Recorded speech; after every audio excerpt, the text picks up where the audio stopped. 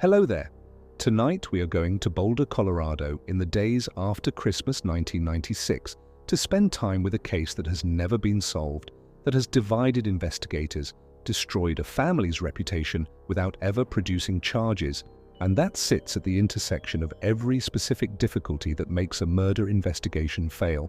A contaminated crime scene, a fractured police department, a wealthy family with resources to resist, a media environment that convicted without evidence, and a piece of physical evidence so central and so strange that it has generated more analysis per word than almost any document in the history of American criminal investigation. The ransom note. Before we begin, take a moment to subscribe and like the video and leave a comment telling me where you are listening from and what time it is for you. The visuals you see are just for enjoyment. They are not necessary to follow along. This video is meant to be heard in the background, whether you are studying, resting, or getting ready to sleep.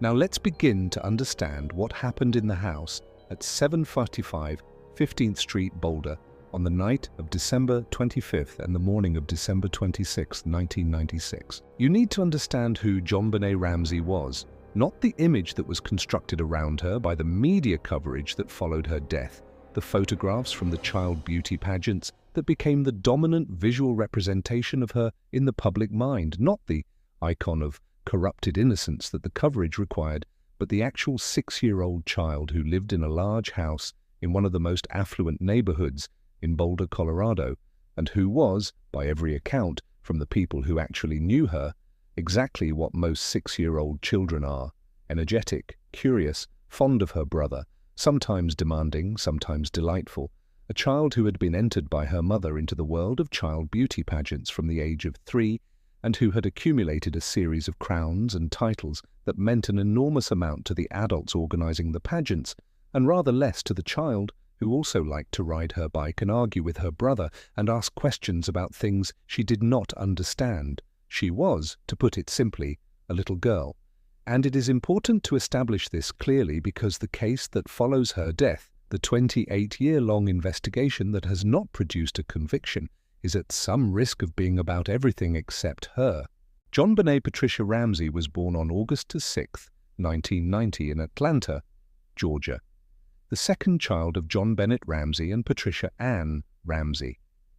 John Ramsey was a 40-year-old businessman at the time of JonBenét's birth, a man who had built a company called Access Graphics that had grown, through his combination of business acumen and genuine technical understanding of the computer distribution industry, into a subsidiary of Lockheed Martin with annual revenues approaching $1 billion. He was, by any measure, an extraordinarily successful man. He was also a man whose life had not been without tragedy. He had a first marriage that ended in divorce, producing 3 children, and one of those children, a daughter named Beth, had died in a car accident in 1992, 2 years after JonBenét was born. The loss of Beth was something that people who knew John Ramsey described as having shaped him in specific ways, deepening a natural reserve and making him someone who held his grief privately, who functioned at a high level professionally while carrying the weight of a loss he rarely discussed. Patsy Ramsey, born in West Virginia and raised with a strong emphasis on achievement and presentation, had been a beauty queen herself, winning the Miss West Virginia title in 1977. She was, by all accounts, a woman of considerable energy and social intelligence, someone who organized and managed and created events and experiences with genuine enthusiasm, and whose involvement in the child pageant circuit with JonBenét reflected a specific vision of female achievement that was consistent with her own background and her own definition of success. People who knew Patsy described her warmly and consistently as someone who loved her children intensely and whose engagement with the pageant world was more about her genuine delight in the spectacle and the preparation than about using her daughter as a proxy for her own ambitions, though the psychological complexity of that distinction has been debated at length. She had also in 1993 been diagnosed with stage 4 ovarian cancer and had undergone aggressive treatment at the National Institutes of Health that had by 1996 put the cancer into remission. She was, at the time of JonBenét's death, a woman who had survived a near-fatal illness and who was living in what she described as a period of renewed gratitude, deeply involved in her family, her church, and the social world of Boulder that the Ramsey family occupied. Burke Ramsey was 9 years old in December 1996, 3 years older than his sister. He was, by the accounts of the investigators who spoke with him in the days after JonBenét's death, a quiet child, somewhat introverted, not immediately forthcoming about his experience of the household or his relationship with his sister. He would spend the following decades living in the shadow of a case that implicated his family in every permutation of speculation, and he would eventually, in 2016, speak publicly about his experience for the first time in an interview on CBS that generated enormous controversy because of the way the network had framed the special around implications that the evidence did not support. He sued CBS and reached a settlement. He has otherwise maintained a private life in circumstances that most people in comparable situations would find impossible. The Ramsey family had moved to Boulder from Atlanta in 1991, following the growth of John's company. Boulder in the mid-1990s was a specific kind of American city, a university town with a strong intellectual culture, a politically progressive reputation, an outdoor lifestyle emphasis that shaped its social world, and a level of affluence in certain neighborhoods that created a different Boulder from the one its public identity projected.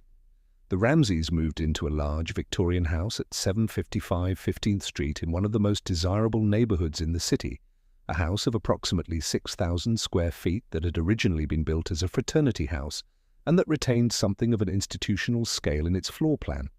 Multiple levels, numerous rooms, a wine cellar, a basement with a train room where Burke kept his model trains, a guest suite, a back staircase in addition to the main staircase that would become one of the significant physical features of the subsequent investigation. The weeks leading up to December 26, 1996 had been the weeks of a family that was engaged in all the specific activities of an affluent American Christmas. The Ramseys had hosted a Christmas party at their home on December 23rd, a large gathering of friends and business associates. They had attended the Christmas pageant at their church, the St. John's Episcopal Church, where Patsy was actively involved. John had taken Burke and JonBenét to a holiday party at a neighbor's house on December 25th, Christmas Day, returning home in the late evening. Patsy had been making preparations for the family's planned departure the following morning, December 26th, for a vacation to Charlevoix, Michigan, where the Ramseys had a summer home, and then on to a vacation in the Caribbean.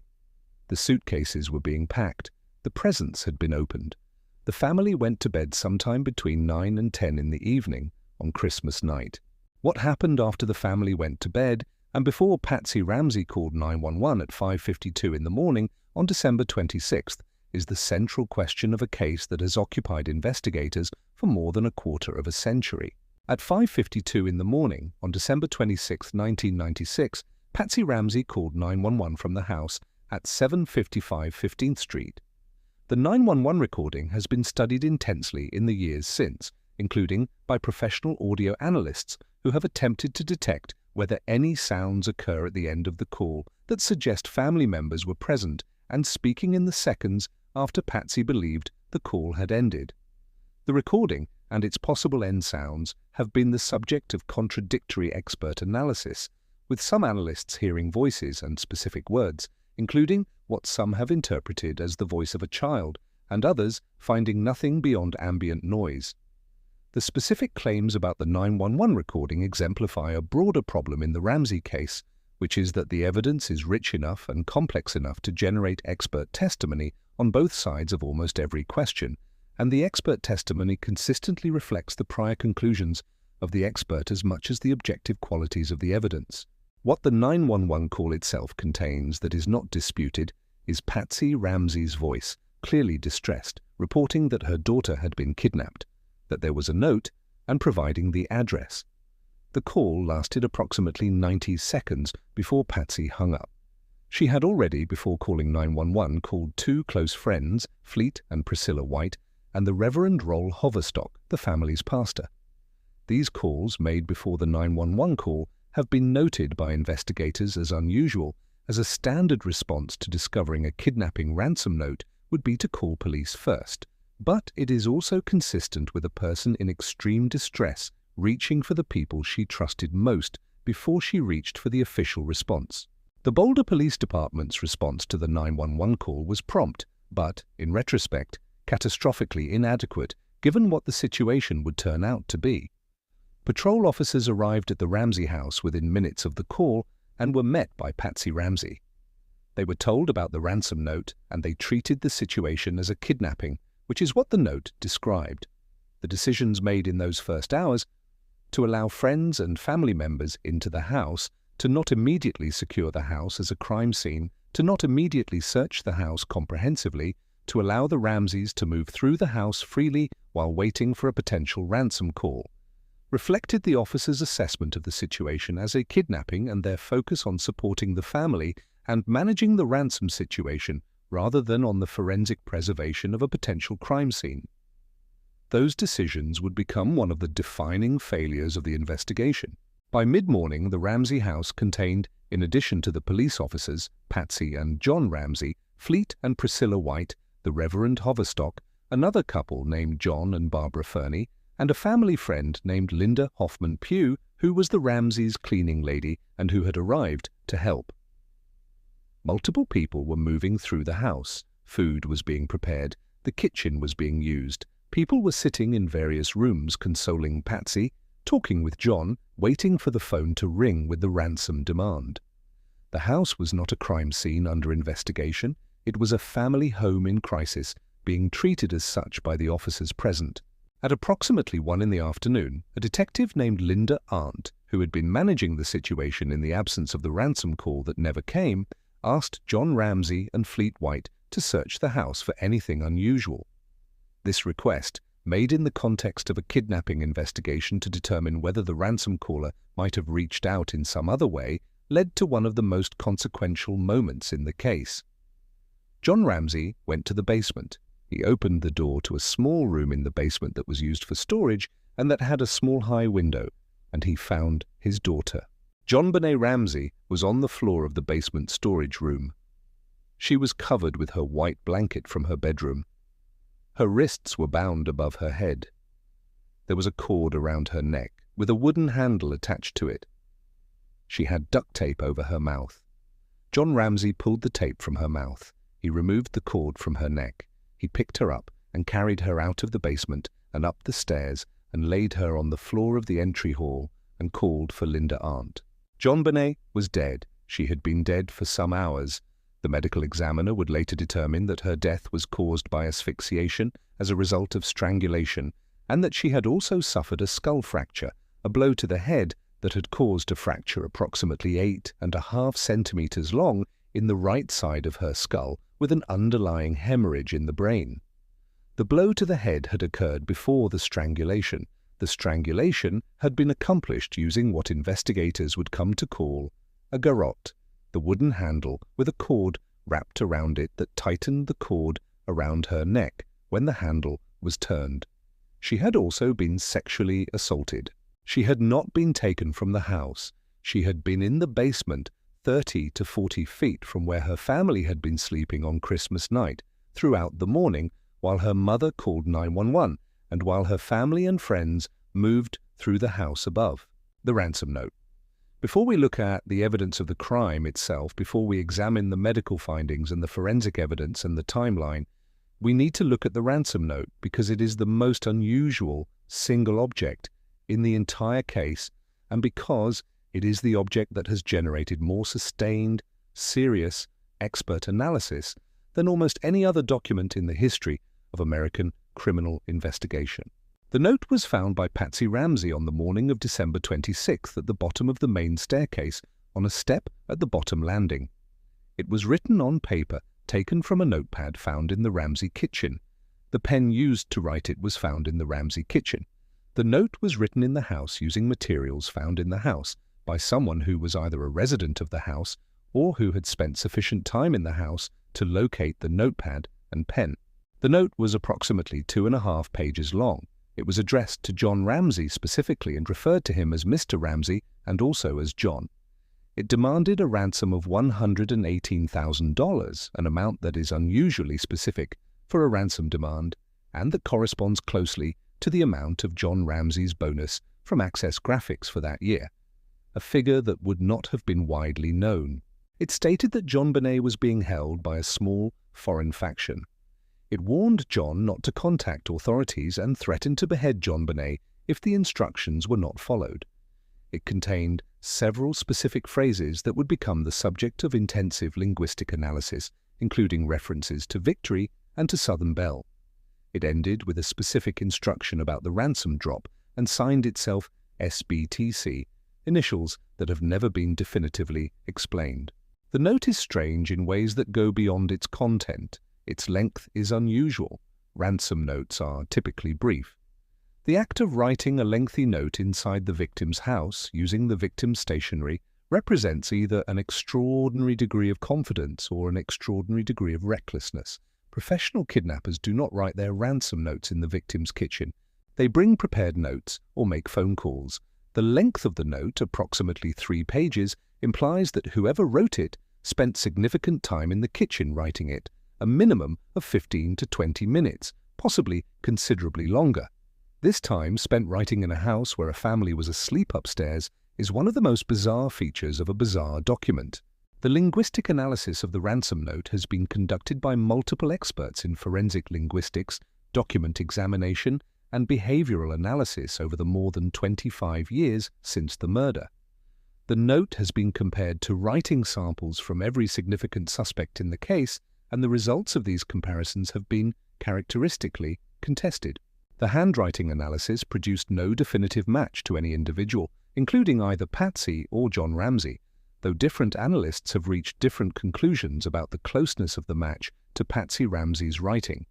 Some analysts found significant similarities, others found the similarities within the range of normal variation between any two individuals' handwriting. A definitive match was never established. The linguistic content of the note has been analyzed by experts in forensic linguistics who examine word choice, sentence structure, rhetorical patterns, and other features of text that can distinguish between different writers, even when the content is fictional. One of the most discussed findings from these analyses is the note's apparent mixture of registers, shifts between formal and informal language, between the language of a criminal threatening note and the language of a person whose normal writing mode is more personal and educated. The phrase at the end of the note, victory, with its uppercase V and its rhetorical flourish, has been noted as consistent with a writer whose natural written register is more literary or educated than the persona the note is attempting to project. The specific phrases "don't try to grow a brain, John, and listen carefully," "we are a group of individuals that represent a small foreign faction," have been analyzed for their consistency with authentic criminal ransom note language and found by several analysts to be inconsistent with it, to read more like a person imitating what they believe a criminal ransom note sounds like than like an actual criminal who has written such notes before. 2 specific cultural references in the note have been identified by analysts as possible sources for the note's language and tone. The film Ransom, released in 1996, in which Mel Gibson plays a father whose son is kidnapped and which contains plot elements and some specific language with parallels in the ransom note, and the film Dirty Harry, which contains a specific scene with a ransom demand that some analysts have argued influenced the structure of the JonBenét note. Whether these sources are relevant reflects a specific interpretive question about the note. Was it written by someone who, facing the unprecedented task of writing a ransom note, drew on fictional representations of ransom notes as models? If so, what does that tell us about who that person was?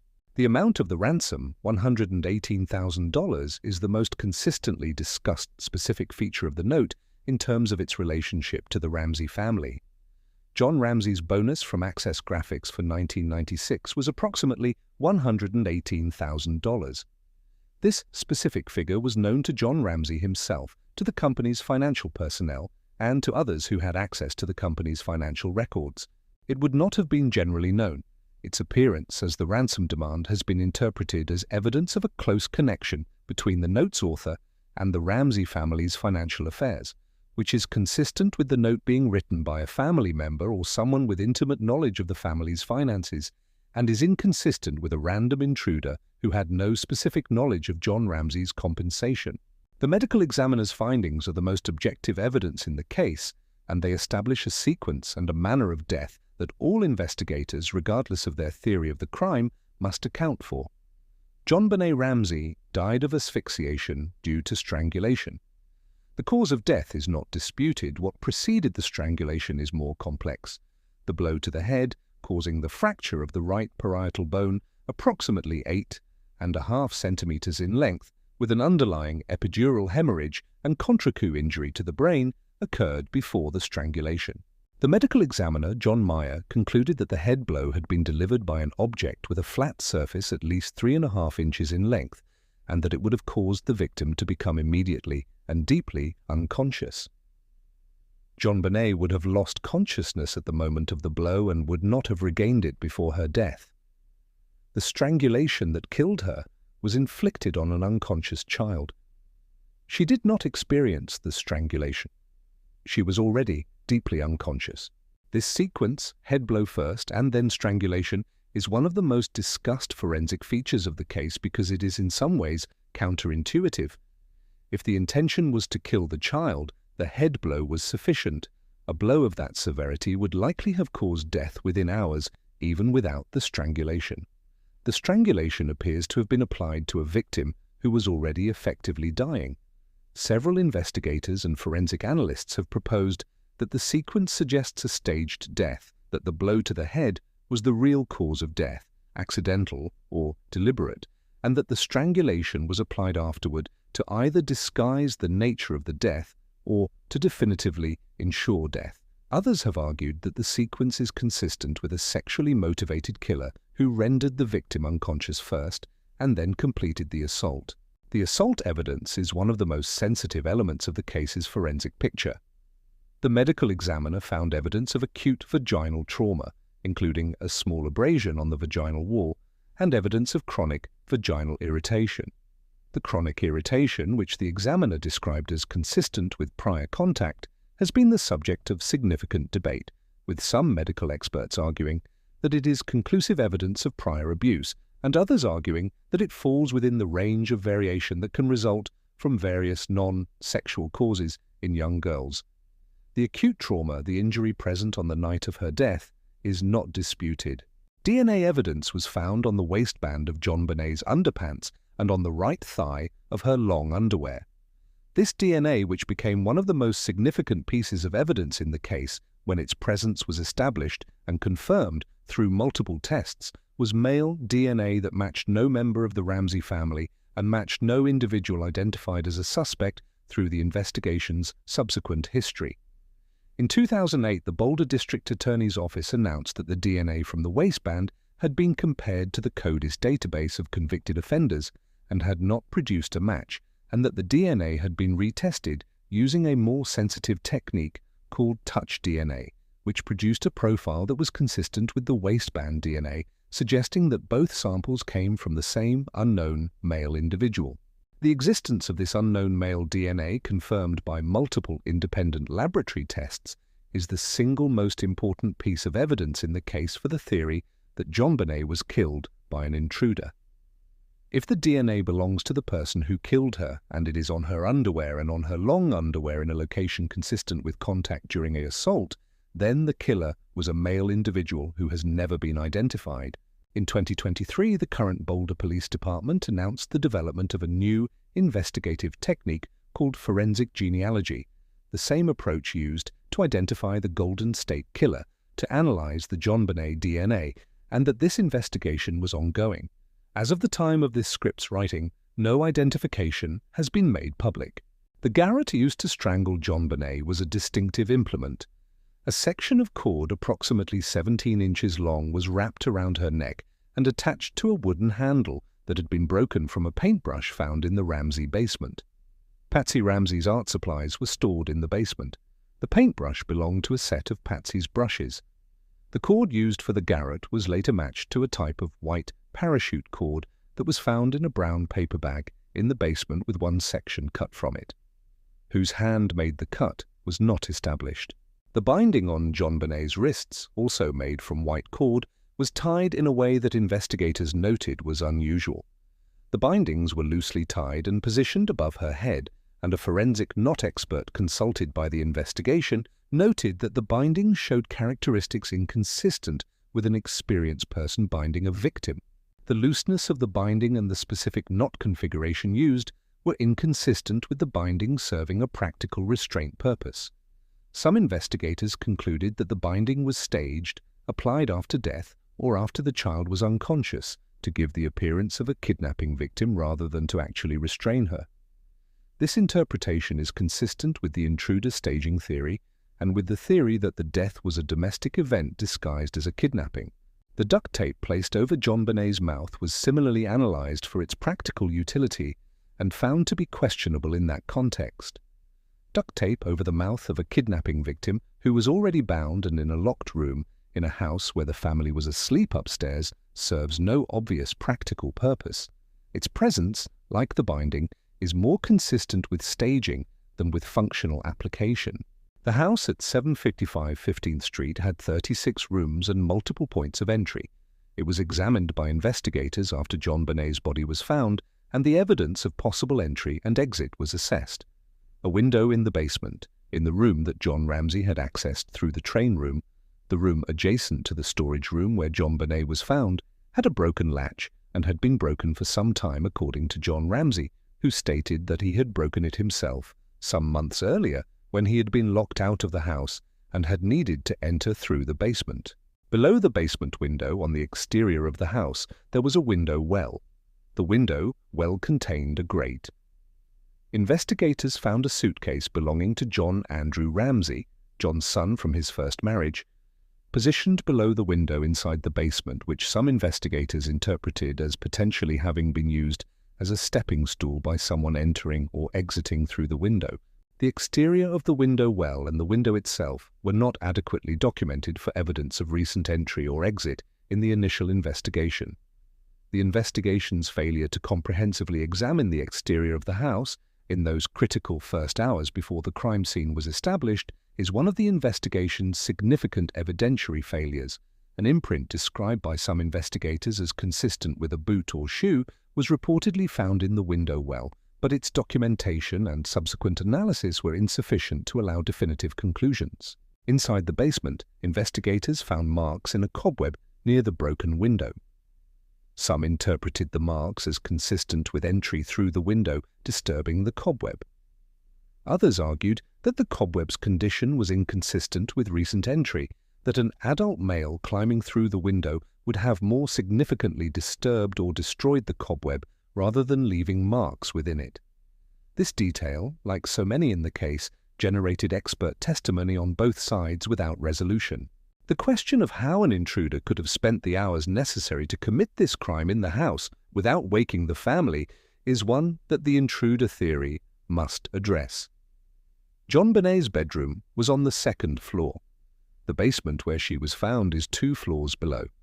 Carrying a child from the second floor to the basement, spending the time necessary to write a 3-page ransom note in the kitchen, committing the assault and killing, applying the restraints, and then leaving the house, all of this without waking 2 adults and a 9-year-old boy sleeping in the house, requires either that the family was extraordinarily sound sleepers, or that the noise was masked by something, or that the chronology of events is different from what the ransom note implies, or that no intruder entered the house at all.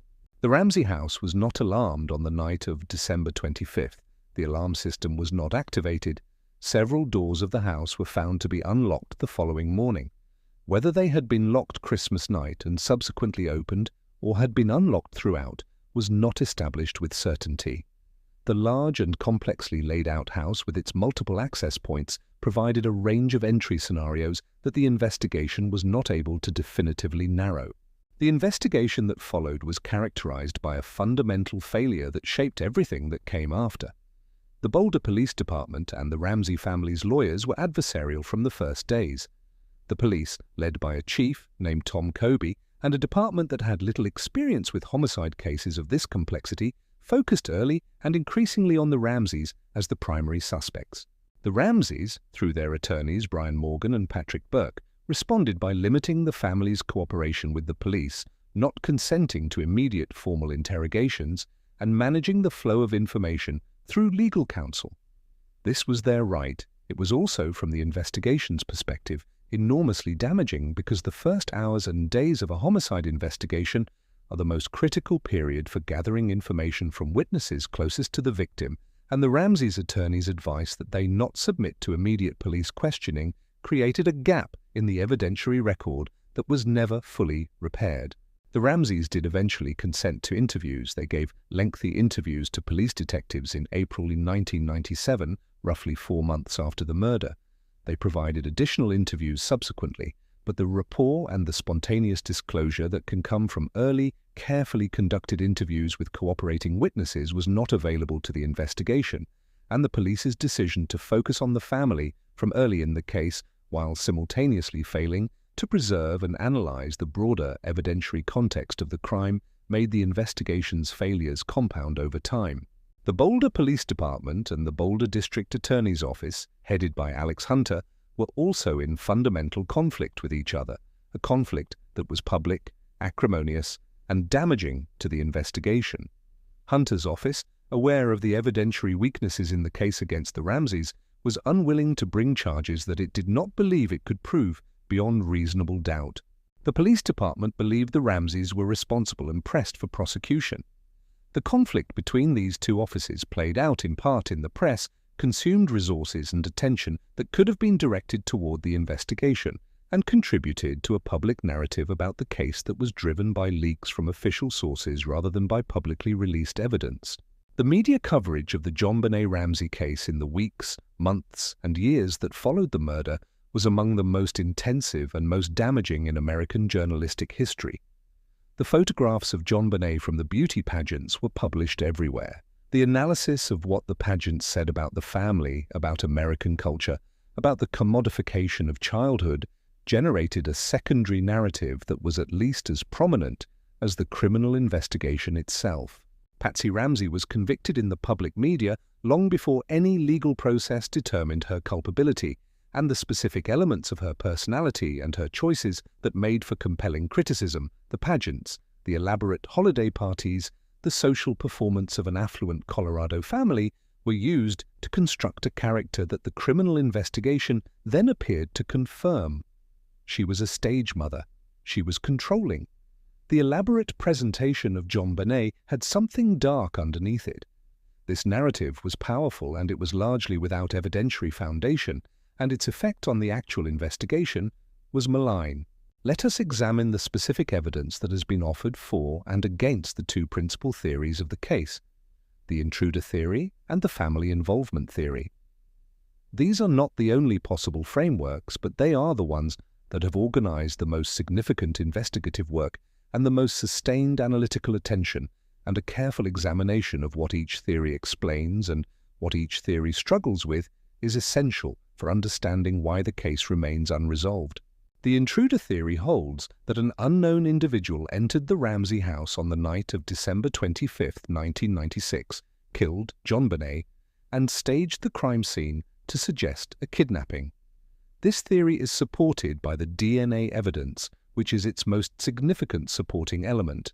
Male DNA from an unknown individual found on the victim's clothing in a location consistent with assault is, on its face, powerful evidence of an intruder's involvement. If the DNA belongs to the person who killed JonBenét, which is the most natural interpretation of its location and quantity, then an unknown male was the perpetrator.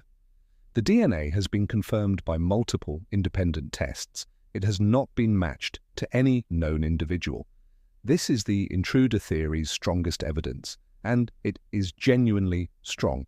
The intruder theory is also supported by a piece of evidence that has received less attention than it deserves, a partial palm print found on the door to the wine cellar in the basement, the room adjacent to the storage room where JonBenét was found.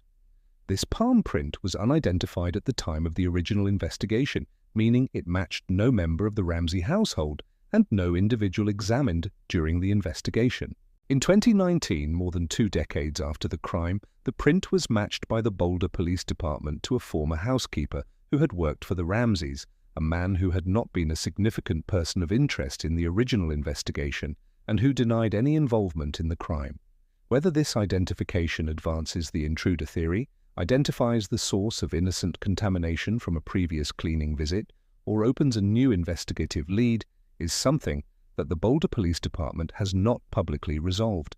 The intruder theory is supported by the testimony of neighbors who reported seeing a car parked outside the Ramsey house during the night, and by testimony from an individual who later came forward claiming to have seen a person carrying a child in the area of the Ramsey house on the night of the murder. This witness testimony has been evaluated differently by different investigators, with some finding it significant and others finding it too uncertain to carry evidentiary weight. The intruder theory struggles with the ransom note, which was written on paper from the Ramsey kitchen with a pen from the Ramsey kitchen. An intruder would need to have spent significant time in the kitchen writing the note and would need to have known about John Ramsey's specific bonus amount. The note's length, its idiosyncratic phrasing, and the specific financial information it contained are all more consistent with a writer who was familiar with the Ramsey household than with a random intruder. The intruder theory also struggles with the question of how an intruder gained access to the house, moved the child from her bedroom to the basement, spent the time necessary to commit the crime, and wrote the ransom note, all without waking the family.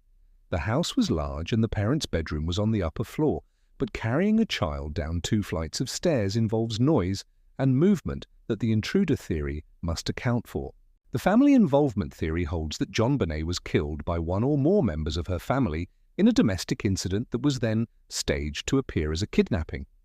This theory is supported by the statistical reality that the majority of child murder victims are killed by family members or people known to them, by the ransom note's specific knowledge of John Ramsey's financial circumstances, by the evidence that the restraints and staging appeared to have been applied after death rather than as part of a kidnapping in progress, and by the police's inability to identify any outsider with a demonstrated connection to the crime.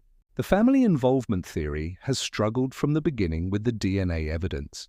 If the DNA on JonBenét's underwear belongs to her killer, and if the killer was a family member, then the DNA would match that family member. It does not match any member of the Ramsey family. The family involvement theory must therefore either argue that the DNA is coincidental contamination from a source unrelated to the crime, or that the DNA belongs to an unknown third party who was present that night alongside the family member who actually killed her. The contamination hypothesis has been advanced by investigators who favor the family theory, and it is not without merit. The waistband of JonBenét's underwear could have been contaminated during manufacture, shipping, or handling before she wore it. Touch DNA from multiple individuals can be present on clothing that has been through a supply chain involving multiple people. But the specific quantity and location of the DNA and the consistency between the waistband sample and the sample from the right thigh of the long underwear has made many forensic analysts skeptical of the contamination explanation. 2 samples from the same individual on 2 separate items of clothing in locations consistent with assault contact are a significant evidentiary pattern. The Boulder District Attorney Mary Lacey, who took over the case in 2001, reviewed the DNA evidence extensively and in 2008 issued a letter to the Ramsey family stating that the DNA evidence was sufficient to eliminate the Ramseys as suspects and that the existence of the unknown male DNA pointed to an intruder. John Ramsey received this letter. Patsy Ramsey, who had died of ovarian cancer in June 2006 at the age of 49, did not. The letter was a significant development in the case's official history, representing the most direct statement from prosecutorial authority that the primary suspects of the first decade of the investigation were no longer considered responsible. It has not resolved the case. The specific suspects who have been investigated over the 28 years of the case's history form a roster that reflects the investigation's breadth and its ultimate frustration. Gary Oliva was a convicted sex offender living in Boulder at the time of JonBenét's murder. He had a prior history of sexual offenses against children, including a conviction for assaulting a young girl. He was living in the vicinity of the Ramsey house. His name appeared in the investigation's peripheral vision in the years after the murder, and he was investigated without being established as a suspect. He was subsequently convicted of child abuse in an unrelated case and is currently serving a lengthy prison sentence. A fellow inmate with whom Oliva reportedly corresponded has claimed that Oliva confessed to the JonBenét Ramsey murder in letters. These claimed confessions have been evaluated by investigators without producing a charge. Michael Helgoth was a man who died by an apparent self-inflicted gunshot wound to the head in February 1997, approximately 2 months after JonBenét's murder. He had made statements to acquaintances in the period before his death that were interpreted by some as references to the Ramsey case. A pair of high-tech brand boots were found in his possession, and the investigation had found what was initially described as a high-tech boot print in the basement of the Ramsey house. The boot print evidence was later disputed. Helgoth's DNA was tested and did not match the DNA found on JonBenét's clothing. He was ruled out as the source of the DNA. John Mark Carr provided the most dramatic moment in the case's history after the murder itself when, in August 2006, he was arrested in Bangkok, Thailand, and extradited to the United States after claiming to investigators that he had been present at the death of JonBenét Ramsey. His statements to Thai police were specific and appeared to contain details of the crime, and his extradition was covered by every major news outlet in the United States with an intensity that suggested the case had finally been broken open. Within days of Carr's arrival in the United States, DNA testing eliminated him as the source of the DNA found on JonBenét's clothing. His claims were false. He had not been present at the crime. The specific details he provided that appeared to indicate knowledge of the crime were either publicly available information or incorrect. He was released without charges. The Carr episode is a significant case study in how media coverage of a high-profile case can amplify false information and create a narrative of resolution that the evidence does not support. The extradition of a person who turned out to have no connection to the crime cost the investigation resources and credibility and created a period of false closure in public perception that subsequently required correction. Gary Oliva, Chris Wolfe, Bill McReynolds, the man who played Santa Claus at the Ramseys' Christmas party and who became a subject of investigation, Fleet White himself, John Andrew Ramsey, and numerous others have at various points been investigated and cleared, their names leaked to a media environment always hungry for the next development in a case that had become one of the defining crime stories of the decade. The breadth of the investigation reflects the investigation's genuine uncertainty about the identity of the perpetrator, and also the pressure of a case that had become so public that every lead, however marginal, generated media coverage that in turn generated political pressure to pursue the lead regardless of its actual promise. The question of who was in the Ramsey house on the night of December 25th is inseparable from the question of the timeline, and the timeline is one of the most closely analyzed and most contested aspects of the case.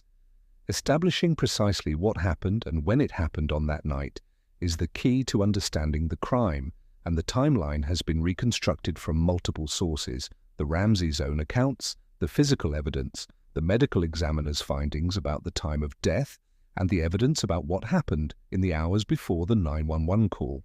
The Ramseys stated that they returned to their home from a Christmas party at the White's house at approximately 9 to 10 in the evening. They stated that the children were tired and were put to bed relatively quickly. Patsy Ramsey stated that she was also tired and that she went to bed shortly after ensuring the children were settled, having laid out some clothes for JonBenét for the morning flight. John Ramsey stated that he read and then also went to bed. The medical examiner placed JonBenét's death at approximately 8 to 12 hours before the time the body was examined, which was approximately 1:30 in the afternoon on December 26th. This places the time of death between 1:30 and 5:30 in the morning. The time of death range is thus consistent with the crime having occurred after the family went to bed and before Patsy discovered the ransom note at approximately 5:45 in the morning. The medical examiner found partially digested pineapple in JonBenét's stomach and small intestine. The pineapple was in a stage of digestion consistent with having been consumed approximately 1 to 2 hours before her death. Investigators found a bowl of pineapple on the kitchen counter in a serving bowl with a spoon that had the fingerprints of Burke Ramsey and Patsy Ramsey on it. Neither Patsy nor John Ramsey, when asked about the pineapple, acknowledged giving JonBenét pineapple that night. Burke Ramsey stated in one interview that he could not remember eating pineapple. JonBenét was not listed as having eaten pineapple at the Christmas party they had attended earlier in the evening. The pineapple evidence is significant for several reasons. If JonBenét ate pineapple 1 to 2 hours before her death, she was awake at some point in the night, at some point between approximately 10 in the evening and 3 or 4 in the morning. The fact that her fingerprints were not on the bowl suggests she did not serve herself the pineapple. Someone else served it to her, and that someone else's fingerprints were on the bowl. The parents stated they did not serve her pineapple. Burke stated he could not remember. The pineapple evidence suggests that someone in the household was awake with JonBenét in the late night hours, well after the family claimed to have gone to bed, and the identity of who was awake with her and what happened in those hours remains unestablished. The role of Burke Ramsey in the investigation has been one of the most delicate and most contested elements of the case's history. Burke was 9 years old at the time of his sister's death, and he was interviewed in the immediate aftermath of the crime by police officers and subsequently by child psychologists employed by the Ramsey family. His initial interviews, conducted in the days after the murder, were evaluated by investigators for what they revealed about the household dynamic and about Burke's knowledge of events. The investigators who interviewed Burke found him guarded and somewhat unresponsive, characteristics that can reflect trauma, normal variations in children's communication styles, or something more specific. His descriptions of the household were evaluated for consistency and for any indication that he had knowledge of the events of the night. Several investigators found his demeanor unusual for a child who had just lost a sibling, though child psychologists have noted that children's grief responses are highly variable and that apparent flatness or detachment can be entirely consistent with shock and trauma. In 2016, the CBS documentary The Case of JonBenét Ramsey presented what it described as forensic evidence pointing toward Burke as the perpetrator of his sister's death. The documentary's central argument was that the head blow that killed JonBenét was consistent with a blow from a flashlight, that a flashlight found in the Ramsey kitchen had DNA from JonBenét on it, and that the blow could have been delivered by a 9-year-old child. The documentary's conclusions were presented as the product of expert analysis, and they generated enormous public attention. Burke Ramsey sued CBS for defamation and reached a settlement in 2019 that involved an undisclosed payment. Burke has consistently and emphatically denied any involvement in his sister's death. The CBS theory is not without evidentiary basis. The pineapple evidence is most easily explained by the suggestion that JonBenét was awake with Burke in the kitchen in the late night hours. The flashlight DNA, if accurately reported, is suggestive. The specific skull fracture has been analyzed as consistent with a blow from a child rather than requiring an adult strength, though this analysis is contested. And the specific head blow before the strangulation, the sequence that many investigators have described as suggesting a staged death, is consistent with an accidental blow followed by an attempt to disguise the death. The theory's difficulties include the assault evidence, which is not explained by a 9-year-old sibling acting alone, and the DNA evidence, which is an unknown adult male's DNA. If Burke was responsible for the head blow, someone else was responsible for the assault and the staging. The CBS theory attempted to address this by suggesting that Patsy Ramsey staged the death and wrote the ransom note to protect her son, which is consistent with some of the linguistic evidence about the note, but requires accepting that a mother whose child had just been killed covered up the death through an extraordinarily elaborate and stressful performance. The theory is possible. The evidence does not establish it. Patsy Ramsey died in June 2006, 10 years after her daughter, from the recurrence of the ovarian cancer that had gone into remission in the early 1990s. She died without having been charged with any crime and without the case having been resolved. She maintained throughout her life and through the very end of it that she had not killed her daughter, that she did not know who had, and that the loss was the defining catastrophe of her life. The handwriting analysis that had pointed some analysts toward Patsy as the note's author, the linguistic analysis that found the note's register consistent with an educated woman, the circumstantial evidence that kept her as the primary person of interest in the public and in some investigators' minds, none of it had produced a charge or a conviction. She was buried in Marietta, Georgia, in an outfit that friends described as chosen to echo the way she had dressed JonBenét. and she was buried with the crown from JonBenét's final pageant. Jon Ramsey remarried in 2011. He has remained in public life to the extent of participating in discussions of the case, advocating for the investigation's continuation, and commenting periodically on developments. He has been consistent and specific in his denial of any involvement in his daughter's death, and in his conviction that an intruder was responsible. He has cooperated with investigators working on the forensic genealogy approach to the DNA evidence, and has expressed hope that the identification will eventually be made. The Boulder Police Department has changed its approach to the case multiple times over the 28 years since the murder, reflecting changes in leadership and in the available evidence. The current department has not publicly stated that the Ramseys are suspects, and the forensic genealogy investigation of the DNA evidence suggests that the department's current working theory centers on the unknown male whose DNA is on the clothing. The forensic genealogy investigation announced by the Boulder Police Department represents the most significant development in the case in the years since the 2008 DNA retesting.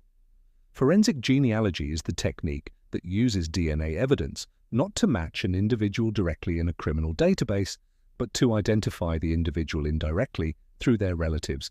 The technique works by comparing the crime scene DNA to the DNA profiles of individuals who have voluntarily submitted their DNA to genealogy databases such as GEDmatch, or to commercial genealogy services, and then using family tree reconstruction to identify possible relatives of the unknown individual whose DNA appears in those databases. From those relatives, investigators build backwards and forwards through family trees to identify individuals of the right age, sex, and geography who could be the source of the crime scene DNA. This technique successfully identified the Golden State Killer, Joseph James DeAngelo, in 2018 after decades of investigation. It has subsequently been used to solve numerous cold cases where biological evidence was available but no database match had been obtained. Its application to the JonBenét Ramsey case was announced in 2023, and the investigation was described as ongoing. The technique's application requires that the unknown individual or a relative who has used a genealogy service be in one of the databases that can be accessed for law enforcement purposes. If neither the individual nor any of their close relatives has participated in the voluntary genealogy database systems, the technique cannot produce a result. The specific quantity and quality of the DNA in the JonBenét case has been described by forensic analysts as sufficient for genealogy comparison, though the touch DNA from the thigh of the long underwear, generated by the more sensitive testing technique, is less robust than a full DNA profile would be. The waistband DNA, which produced a more complete profile, is the more useful sample for genealogy purposes. Whether the investigation has identified individuals of interest through this approach and is currently working through the investigative steps of eliminating them or narrowing toward a specific individual is not publicly known. The Boulder Police Department has been deliberately uncommunicative about the specifics of the ongoing investigation. The case of JonBenét Ramsey is not only a criminal investigation, it is also a specific kind of cultural event that took place at a specific moment in American media history, and that shaped the way high-profile criminal cases would be covered and consumed for the subsequent decades. The case arrived in the public consciousness in January 1997, at the beginning of the period of 24-hour cable news that the O.J. Simpson trial had initiated, and that would be fully consolidated by the time of the Monica Lewinsky story later in 1997. The JonBenét case had the specific visual qualities that cable news required: beautiful child, affluent family, elaborate setting, the specific cultural provocation of the beauty pageant photographs, and the specific emotional arc of a case that offered the possibility of intimate knowledge of a family in crisis. The coverage that followed made assumptions, stated implications, and drew conclusions that the evidence did not support, and it did so with an intensity and a reach that made these assumptions part of the public's basic understanding of the case. The Ramseys were tried and convicted in the media without the production of evidence that would have convicted them in a court. Patsy Ramsey, in particular, was the subject of a sustained character assassination that predicated her guilt on the specific qualities of her personality and her choices that were most susceptible to cultural criticism. The The pageant photographs became the dominant visual narrative of the case, not because they were the most evidentiary images, but because they were the most culturally potent, the most easily inserted into a story about a particular kind of American child rearing gone wrong. The effect of this coverage on the actual investigation was severe. Potential witnesses who might have come forward were deterred by the case's public profile. Investigative resources were consumed by responding to media inquiries and managing leaks. The Boulder Police Department's relationship with the Ramsey family's attorneys was poisoned by a media environment in which every development was immediately reported and in which both sides had strong incentives to communicate strategically rather than transparently. The public's investment in the case created a demand for resolution that the investigation was unable to provide, and the failure to resolve it generated a secondary narrative about institutional failure and cover-up that competed with the primary narrative about the crime itself. The JonBenét Ramsey case is in some respects the original modern high-profile true crime case, the case that established the specific template of intensive media coverage, public jury deliberation, family under scrutiny, and extended unresolved aftermath that would define true crime as a cultural genre in the 21st century. Every subsequent case that has been described as the new JonBenét, or the case that defines an era from Caylee Anthony to Gabby Petito to the Idaho murders, owes something to the specific cultural and media environment that the JonBenét case created, or in which it was the formative event. Let us spend time with the specific physical space of the crime, the house at 755 15th Street in Boulder, because understanding the space is essential to evaluating the competing theories of what happened there. The house was built in 1927 and had been significantly renovated and expanded over the decades since its construction. It was a large Victorian with an unusual floor plan that reflected the house's original construction as a fraternity house, with more public rooms than a typical family home, and a layout that made certain parts of the house relatively remote from others. The basement, in particular, was not a simple basement. It was a full floor of the house containing multiple rooms, including the train room where Burke's model trains were set up, a workroom, a wine cellar, a bathroom, and the storage room, officially described as a boiler room or furnace room, where JonBenét's body was found. The storage room was accessed through a door that had a small wooden latch. The door was reportedly found latched when John Ramsey opened it on the afternoon of December 26th. The room itself was small, perhaps 8 feet by 10 feet, with concrete walls and a concrete floor. A high window, approximately 45 centimeters by 60 centimeters, was located high on one wall and opened to the exterior of the house into the window well that some investigators identified as a possible entry point. The distance from JonBenét's second-floor bedroom to the basement storage room is significant. The house had 2 staircases, the main staircase at the front of the house and a back staircase accessed through the kitchen. Someone carrying an unconscious or dead child from the bedroom to the basement would have needed to navigate one of these staircases. The back staircase is closer to the basement access and is the more likely route if an intruder was avoiding the risk of being seen from the parents' bedroom. But the back staircase opened onto the kitchen, where the ransom note materials were located, and moving a child through the kitchen and then writing a ransom note in the same space represents an unusual sequence of activities if both were performed by the same intruder. The Christmas decorations in the house, which were elaborate by all accounts, included decorative lights and a Christmas tree in the main living areas. The house would not have been in complete darkness on the night of December 25th. Decorative lights, left on as many families leave them on Christmas night, would have provided some illumination of the public areas of the house. Whether this illumination was helpful or hazardous to an intruder moving through the house with a child is one of the environmental details that has been considered by investigators working through the intruder scenario. The distance from the storage room to the kitchen where the ransom note was written is another spatial feature that matters. An intruder who had committed the crime and intended to stage a kidnapping would need to have either written the note before the crime, which changes the sequence and implies a prior planned visit to identify the notepad and pen, or written the note after the crime, which means spending time writing in the kitchen with a child's body in the basement.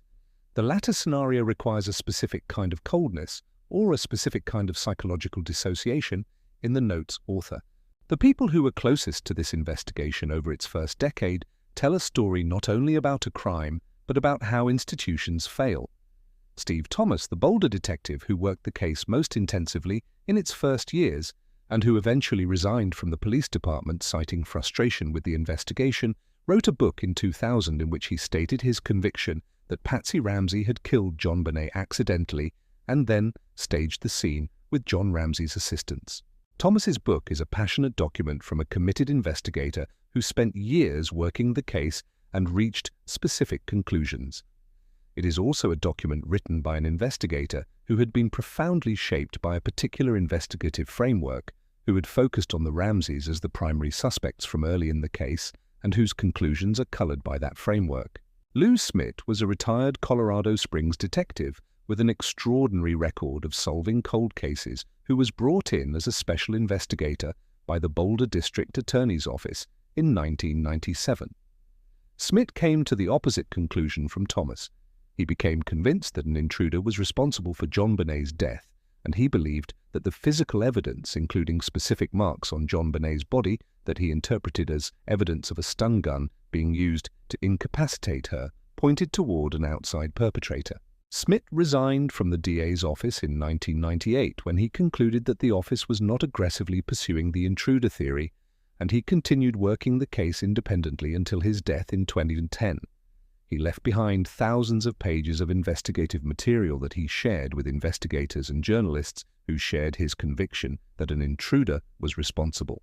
The conflict between Thomas and Smith, two dedicated and experienced investigators who examined the same evidence and reached opposite conclusions, is the most concrete illustration of the case's fundamental ambiguity. The evidence in the JonBenét Ramsey case is not insufficient. It is complex and contradictory, and the contradictions have not been resolved by 28 years of investigation. The garrote deserves more attention than a simple description of its construction provides, because the garrote is in many ways the most deliberate object at the crime scene, the object that required the most thought and effort to create, and the object whose existence tells us the most specific things about what happened and about the person who made it. The garrote was made from two components: a section of white cord, the same type of cord found in the basement in a brown paper bag with a section cut from it, and a wooden handle made from the broken handle of one of Patsy Ramsey's artist's paintbrushes. The brush handle had been broken at a specific point, creating a piece approximately 4.5 inches long, and the cord had been wrapped around it in a specific configuration that allowed the handle to be turned to tighten the cord. This is not a simple or improvised device. It is a weapon with a specific design and a specific purpose, and its construction from materials found inside the Ramsey house is one of the most powerful arguments against a spontaneous intruder crime. An intruder who entered the Ramsey house intending to commit an assault and murder would be expected to bring the tools of that crime with them. A garrote is not something you construct on the spot from materials you find in the house you have entered, unless the construction of the garrote from those specific materials was itself part of the plan, which implies a level of prior knowledge of the materials available in the house that goes beyond the knowledge a typical intruder would have, or unless the garrote was constructed by someone who was familiar with the contents of the basement and the art supplies that were stored there. The cord used for the garrote, if it came from the brown paper bag in the basement, was cord that was present in the basement before the crime. The paintbrush handle came from Patsy Ramsey's art supplies, also stored in the basement. Someone who entered the basement and found themselves needing to construct a strangulation device did not need to bring materials. The materials were already there. But this argument cuts both ways. The same materials that would have been available to a familiar intruder who knew the house's contents would also have been available to a resident of the house. The presence of the materials in the house does not distinguish between these options. What it does establish is that whoever made the garrote knew where to find the specific materials needed to make it, in a house where those materials were not in obvious locations. The specific act of making the garrote, wrapping cord around a broken paintbrush handle to create a tightening mechanism, is an act with a specific purpose. The garrote was made to strangle a child who was already unconscious from a blow to the head. Its construction represents deliberate planning or deliberate response to a situation, not spontaneous violence in a moment of passion. Whether that deliberateness points toward an intruder with a premeditated plan or toward a family member managing an aftermath with terrible calculation is the question that the garrote, like everything else in this case, raises without definitively answering. The child pageants that JonBenét had competed in from the age of 3 were the element of the case that the public found most viscerally disturbing, and they deserve careful examination, both for what they were and for what was made of them. Child beauty pageants are a specific American cultural tradition with a specific geography, most prevalent in the South and in certain Western states, and a specific demographic, primarily families, where the mothers were themselves participants or enthusiasts of the pageant tradition. The pageants that JonBenét competed in were not of the type that have become familiar from reality television, the most extreme examples of the tradition. They were the standard local and regional pageants of the Colorado and southeastern pageant circuit, where children were dressed in formal attire, paraded before judges, and assessed on appearance, talent, and stage presence. The talent portions in which JonBenét performed were age-appropriate dance routines. The formal wear was elaborate, as it is at all such events. The photographs from these pageants, which showed JonBenét in full stage makeup with elaborate hair and formal dresses, were not the photographs from her daily life. They were the photographs from a specific performance context, analogous to school play photographs or dance recital photographs in which a child is presented in a costume appropriate to the performance rather than to ordinary life.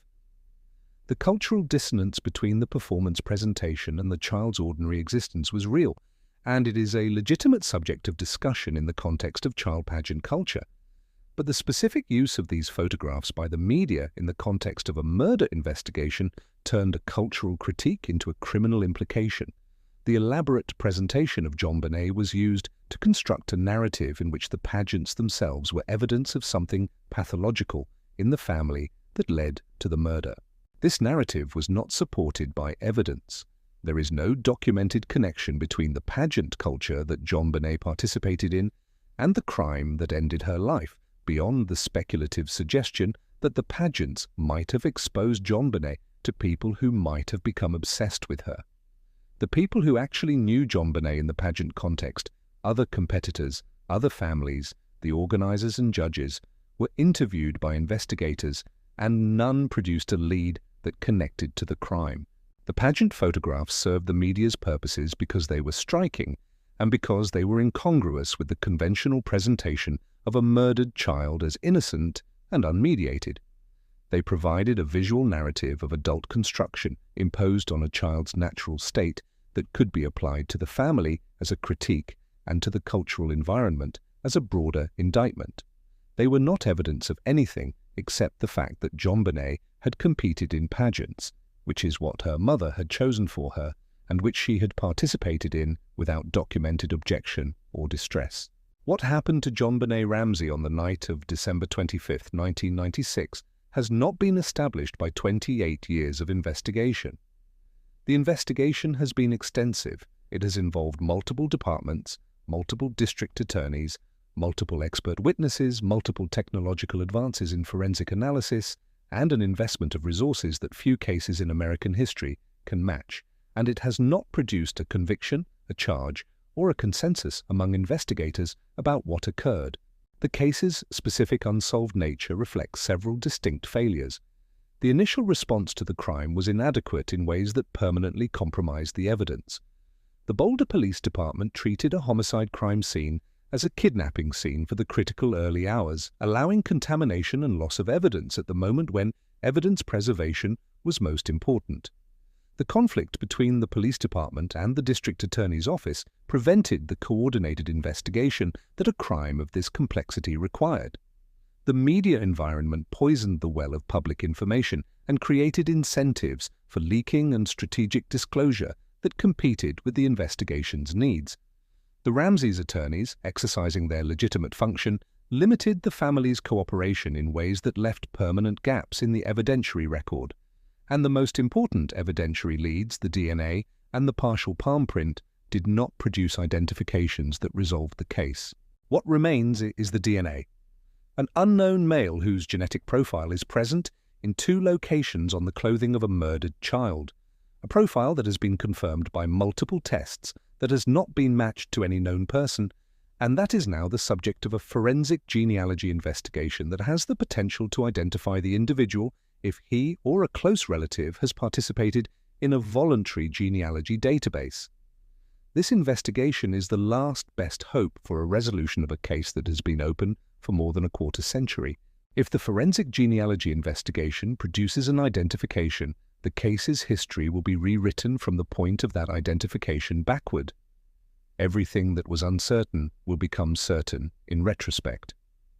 The specific questions that the 28 years of investigation could not answer will be answered by the one piece of evidence that the investigation always had but could not read until the technology existed to read it.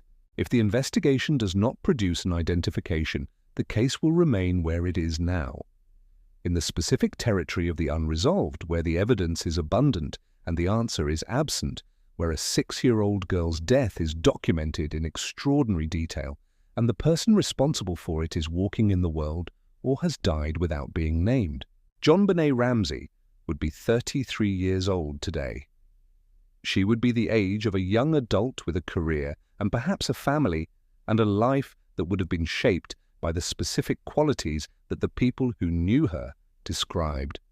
The energy, the curiosity, the capacity for enjoyment that was visible in the photographs from her daily life, not the pageant photographs, but the ordinary snapshots, the ones that showed a child riding a bike, playing with her dog, sitting at the kitchen table, a child who was exactly what most children are, full of specific preferences and specific pleasures and specific ways of being in the world that the people who loved her knew, and the rest of the world never had the chance to. She is not 33. She was 6 years old, and the night of December 25th, 1996, ended the specific, irreplaceable life of a specific child whose future the crime that killed her permanently foreclosed. The house at 755 15th Street was sold by the Ramseys after the murder. It has passed through several owners since then. The basement storage room where JonBenét was found has been renovated. The specific physical space of the crime no longer exists in the form it had on the night of December 26, 1996. What persists is the record, the documentation, the photographs of the crime scene, the medical examiner's report, the ransom note in its evidence bag, the DNA in its laboratory preservation, the case file that the Boulder Police Department maintains in its current investigation. And what persists is the question. It is the same question it has always been. Who was in that house on Christmas night? Who wrote the ransom note in the kitchen with materials found in the kitchen? Who carried a 6-year-old child down 2 flights of stairs and into the basement? Who killed JonBenét Ramsey?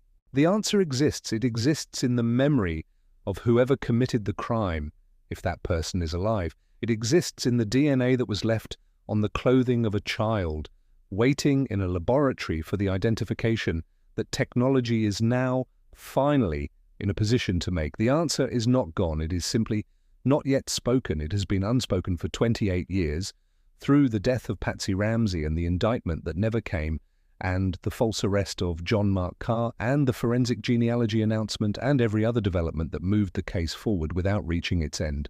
It is still unspoken. It may not remain unspoken forever. The case has one more quality that is worth naming before we let it rest for tonight. It has lasted long enough and has been investigated thoroughly enough that the people who have worked it most seriously, who have spent years with the evidence and the testimony and the specific physical details of that night in Boulder, have developed a relationship with the case that goes beyond the professional. Lou Smith, who died in 2010, continued working the case until near the end of his life because he could not let it go, because the child whose death he was investigating had become real to him in a way that professional cases are not supposed to become real, and because the obligation to find her killer felt like the most important thing he could do with his remaining years. Steve Thomas, who reached opposite conclusions from Smith's, felt the same obligation from his different perspective. The Boulder police detectives, who have worked the case in the years since, who have inherited files and evidence and the institutional memory of an investigation that has consumed enormous resources without producing a resolution, feel the same obligation. The obligation is to a 6-year-old child who deserves to have the person who killed her named and held responsible. That obligation has not been discharged. It persists in the case files and in the forensic genealogy investigation and in the people who have not been able to walk away from a question that has been asked for 28 years without being answered. JonBenét Ramsey, born August 6, 1990, died December 25 or 26, 1996, 6 years old, Boulder, Colorado. Cause of death, asphyxia by strangulation. Manner of death, homicide. Perpetrator, unknown. The ransom note deserves even more examination than we have given it because it is the single most unusual artifact of the crime, and because the specific details of its content have been analyzed by enough separate experts with enough separate analytical frameworks that what the analysis collectively reveals is significant even when no single expert's conclusions are accepted uncritically. The note begins, Mr. Ramsey. It does not begin John or JonBenét or Daddy or any of the various forms of address that a person writing to someone they knew might use. It begins Mr. Ramsey in the formal mode of address that a stranger would use. But within the note, this formality lapses. The note later uses John directly, without the title. This inconsistency in address, the formal beginning that gives way to a first-name familiarity, is exactly the kind of inconsistency that forensic linguists identify as a marker of a writer who is performing a register they are not entirely comfortable in. A genuine professional criminal writing a ransom note would maintain the chosen level of formality throughout. The inconsistency suggests a writer who began in one mode and then, as the note progressed, reverted toward the mode more natural to them.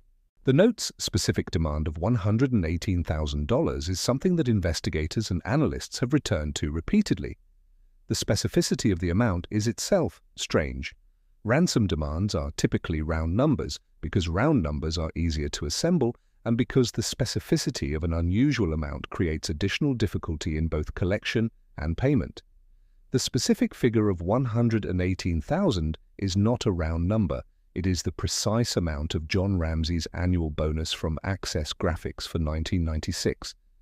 The probability that this specific number was chosen randomly by an outside criminal who happened to select the exact amount of the victim's father's bonus is vanishingly small.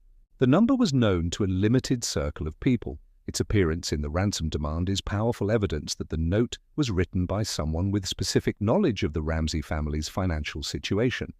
Whether that person was a family member or was someone with specific access to financial records or financial conversations is not determined by the evidence, but the note's financial specificity is one of the strongest arguments against the involvement of a random intruder with no prior knowledge of the family. The note contains the phrase, "Listen carefully." This phrase has been flagged by multiple linguistic analysts as inconsistent with the written format of the note. People who write, "Listen carefully," are typically speaking. The phrase is imperative, designed to command attention in the moment of reception. In written form, it is a performative instruction whose purpose is already served by the act of reading. Its presence in the note suggests a writer who is, at some level, imagining the scene of delivery, picturing themselves speaking to John Ramsey rather than writing to him. This mental imagery of a direct encounter is consistent with a writer who is not a professional criminal composing a business-like demand, but a person who is emotionally invested in the imaginary confrontation the note represents. The note contains the phrase, "We are a group of individuals that represent a small foreign faction." This is an unusual construction. Criminal ransom notes, when they use "we" at all, typically do not describe themselves in sociological terms as a faction or a group of individuals. The vocabulary of faction, of group representation, of a political or organizational structure is more consistent with the written output of an educated person drawing on a vocabulary of organizational and political description than with the vocabulary of professional criminals. Several analysts have noted that this specific phrasing reads like an educated person's idea of how a criminal organization would describe itself rather than like an actual criminal organization's self-description. The phrase "don't try to grow a brain," John, is one of the most debated phrases in the note. Its register is dramatically different from the rest of the note's language. It is colloquial, where the note is largely formal. It is personal, where the note attempts impersonality. It sounds like something that would be said rather than written, and it implies a specific dynamic between the note's author and John Ramsey, a familiarity that allows for the kind of dismissive imperative that you would direct at someone you feel contempt for or superiority over. Multiple analysts have read this phrase as a marker of a writer who had a specific personal relationship with John Ramsey, real or imagined, that involved contempt or rivalry. The suggestion that Patsy Ramsey, if she were the author, might have expressed through this phrase the specific dynamic of a marriage that had significant underlying tensions is consistent with some investigators' readings of the marriage. It is also consistent with a dozen other interpretations. The film references both Ransom and Dirty Harry that analysts have identified as possible sources for the note's language and structure are worth examining more closely. The 1996 Mel Gibson film Ransom features a father whose son is kidnapped for ransom and who decides to use the ransom money as a bounty on the kidnappers rather than paying it. The film's plot involves a wealthy businessman with specific knowledge of how the ransom process works and who outsmarts the criminals by refusing to play by their rules. The parallels with the JonBenét note are not primarily linguistic but structural. The use of the ransom format to assert control, the specific framing of the demand, the warning about involving authorities.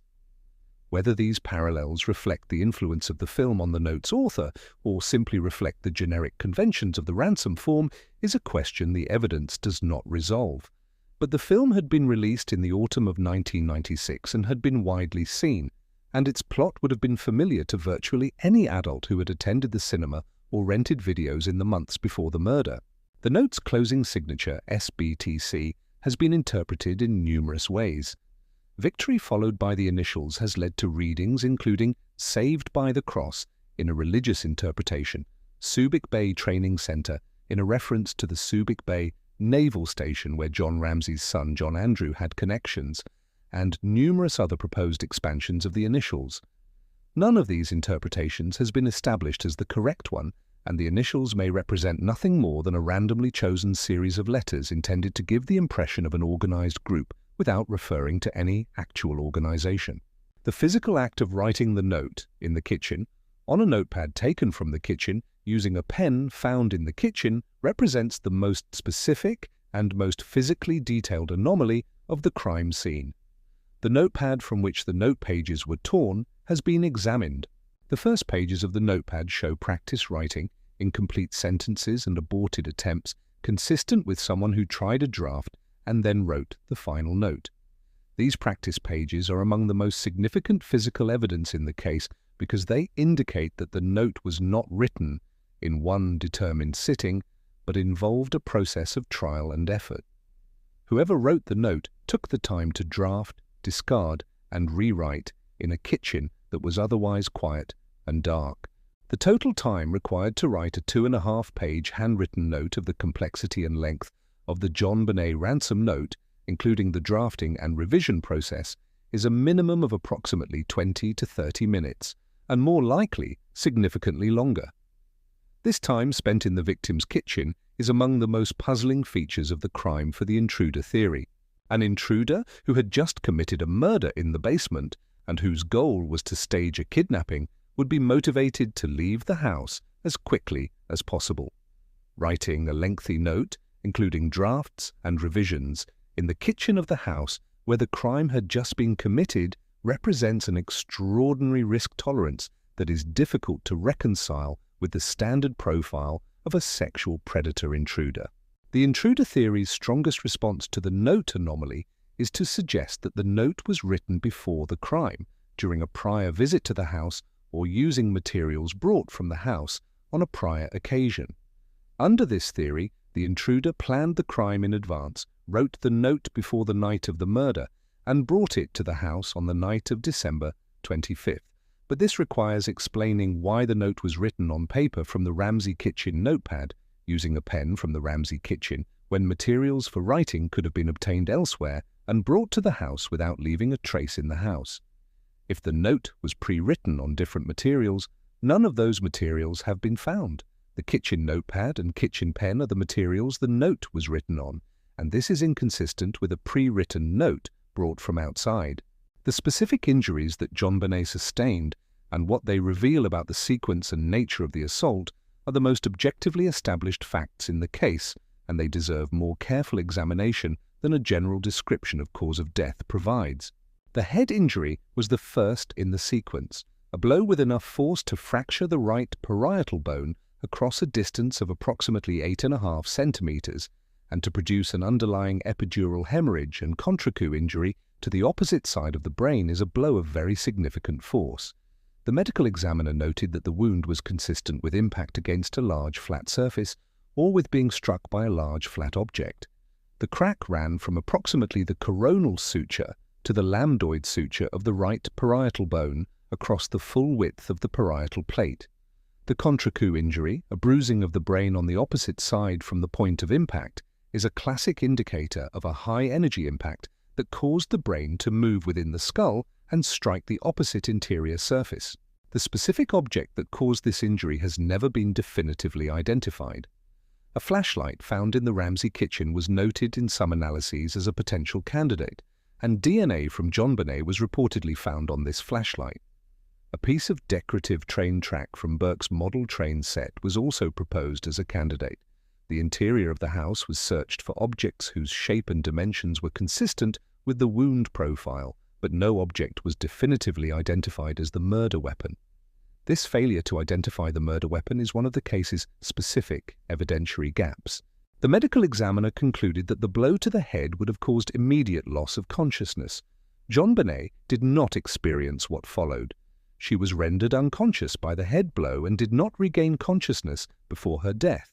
This fact does not make the crime less grave, but it is an important feature of the crime's structure because it constrains the interpretation of what happened and in what order. The strangulation occurred after the head blow against a victim who was already unconscious. The garrote was applied to an unconscious child and tightened until death. The medical examiner found petechial hemorrhaging in the conjunctiva of the eyes, consistent with asphyxiation. The furrow left by the cord around the neck was deep, indicating significant sustained pressure. The wooden handle of the garrote, recovered with the body, had been turned enough to deeply embed the cord. This was not a brief or light application of pressure. The cord was tightened with enough force and maintained long enough to produce death by asphyxiation in a victim who was already likely near death or dying from the head injury. The assault evidence is the most sensitive element of the medical findings and the element that has been most contested in interpretation. The medical examiner found a small abrasion on the anterior vaginal wall and evidence of chronic irritation in the vaginal area. The chronic irritation finding has been interpreted by some medical experts as evidence of prior abuse, and by others as within the range of variation produced by non-sexual causes. The acute trauma from the night of the murder is not disputed. The absence of spermatozoa in the vaginal samples is consistent with the assault being by an individual who did not ejaculate, or with the type of contact that produced the acute trauma not involving ejaculate. The touch DNA found on the waistband and on the thigh of the long underwear is not semen DNA but rather skin cell DNA, consistent with skin-to-skin contact rather than with ejaculation. This is consistent with the assault being by an individual who committed contact but did not ejaculate, or whose ejaculate, if present, was not in the locations where samples were taken. The pineapple in JonBenét's stomach is one of those pieces of evidence that raises more questions than it answers. The fact of pineapple consumption in the hours before death is established by the medical examiner's finding. The connection between the pineapple in the stomach and the bowl of pineapple found on the kitchen counter with Burke's and Patsy's fingerprints is suggestive but not conclusive. JonBenét could have eaten pineapple at the Christmas party earlier in the evening, though no one at the party recalled serving pineapple. She could have eaten pineapple that was brought home from the party. She could have eaten pineapple that was served to her in the family's kitchen after returning home. If JonBenét was awake in the kitchen in the middle of the night eating pineapple, someone was with her. The bowl was served, someone served it. The pineapple evidence, combined with the ransom note's kitchen composition, creates a picture of the Ramsey kitchen in the middle of Christmas night as a significant scene of activity that the official family account does not describe. The specific failure of the Boulder Police Department in the first hours of the investigation deserves its own examination because it shaped everything that followed. When patrol officers arrived at the Ramsey house at 5:59 a.m. on December 26th, they were responding to a reported kidnapping. The protocol for a kidnapping response is different from the protocol for a homicide response. A kidnapping response prioritizes supporting the family, managing the communication environment for the potential ransom call, and establishing contact with the FBI, which has federal jurisdiction in kidnapping cases. A homicide response prioritizes scene preservation, evidence collection, and witness separation. The officers who arrived treated the situation as a kidnapping because the note said it was a kidnapping. They did not search the house comprehensively. JonBenét was in the basement 30 to 40 feet from the entry hall where Patsy Ramsey found the note, and she was not found until approximately 1 in the afternoon when John Ramsey went to the basement and opened the storage room door. She had been in the house for the entire morning, in the basement, while police officers were in the house above her. This failure to search the house is the most consequential single error in the investigation's history. A comprehensive search of the house in the first minutes after the officers arrived would have found JonBenét immediately. It would have converted the investigation from a kidnapping response to a homicide response at the outset, which would have meant scene preservation, immediate evidence collection, witness separation, and the treatment of every person in the house as a potential witness or suspect from the beginning. The failure to search the house meant that the crime scene was contaminated by hours of normal household activity and by the movement of the investigation's potential witnesses through the space before the investigation properly understood what the space contained. The detective Linda Arndt, who was left managing the situation in the Ramsey house through the morning with minimal support, asked John Ramsey to search the house at approximately 1 in the afternoon because no ransom call had come and because she wanted to determine whether there was any other communication from the alleged kidnappers. This request, made without recognition that a search of the house by a family member in the absence of a systematic police search was problematic, led directly to John Ramsey finding his daughter's body. John Ramsey, in the act of discovering his daughter's body, altered the crime scene in ways that were irreversible. He removed the duct tape from her mouth, he touched the cord around her neck, he picked her up and carried her from the room. These actions were entirely human and understandable in a father who had just found his daughter. They were catastrophic from a crime scene perspective.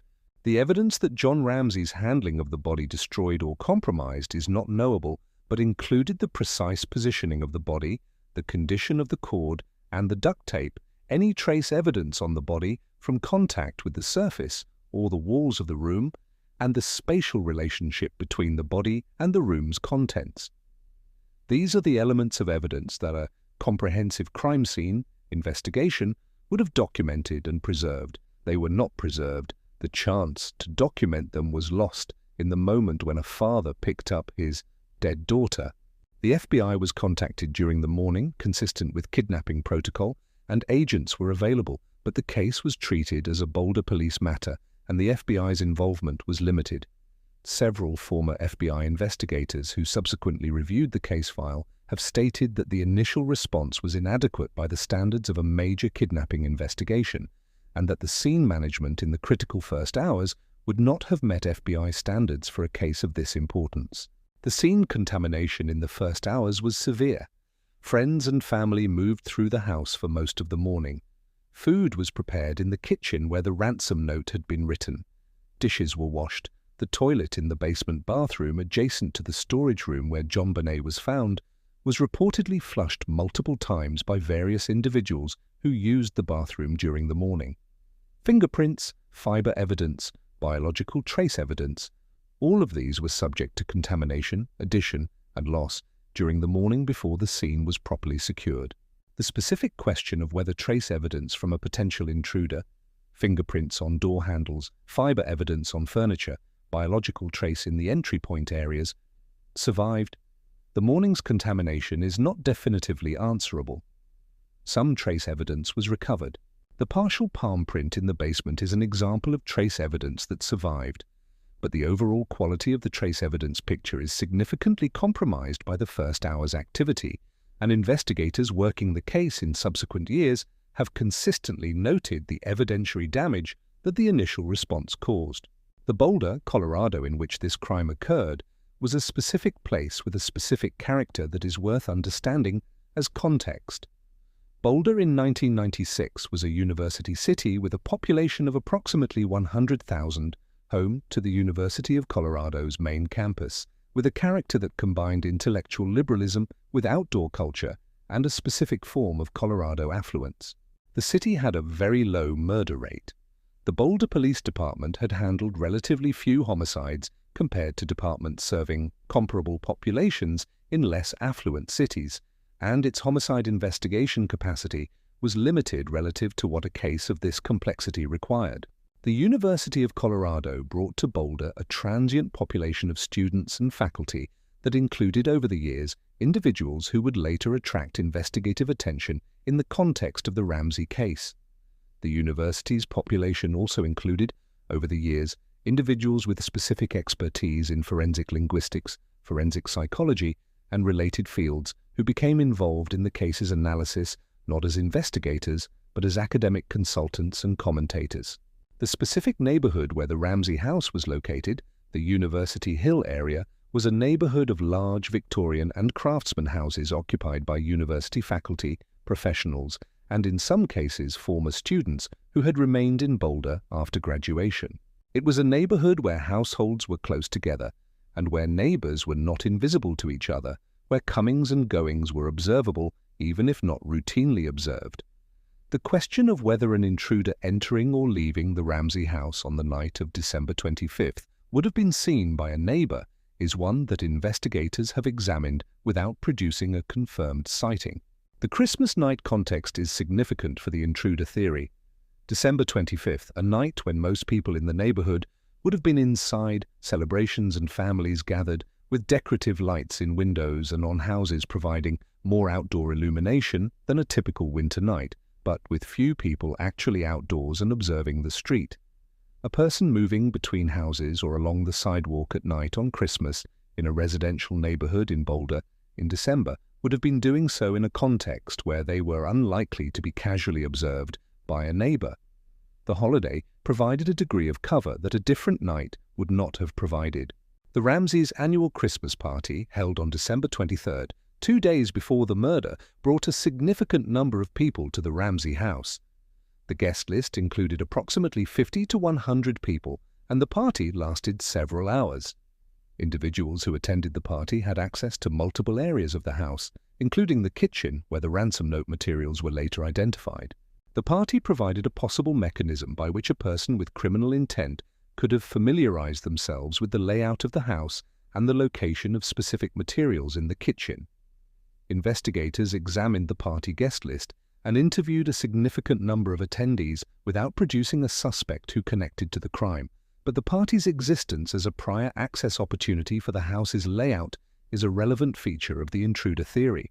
The individuals who worked in and around the Ramsey house in the period leading up to the murder are a category of potential suspect that the investigation examined.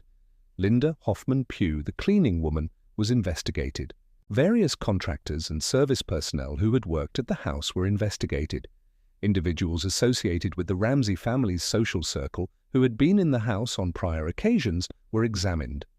The investigation's scope in this regard was substantial, and the inability to identify from this broader examination a specific individual whose connection to the crime was supported by evidence is one of the investigation's genuine disappointments.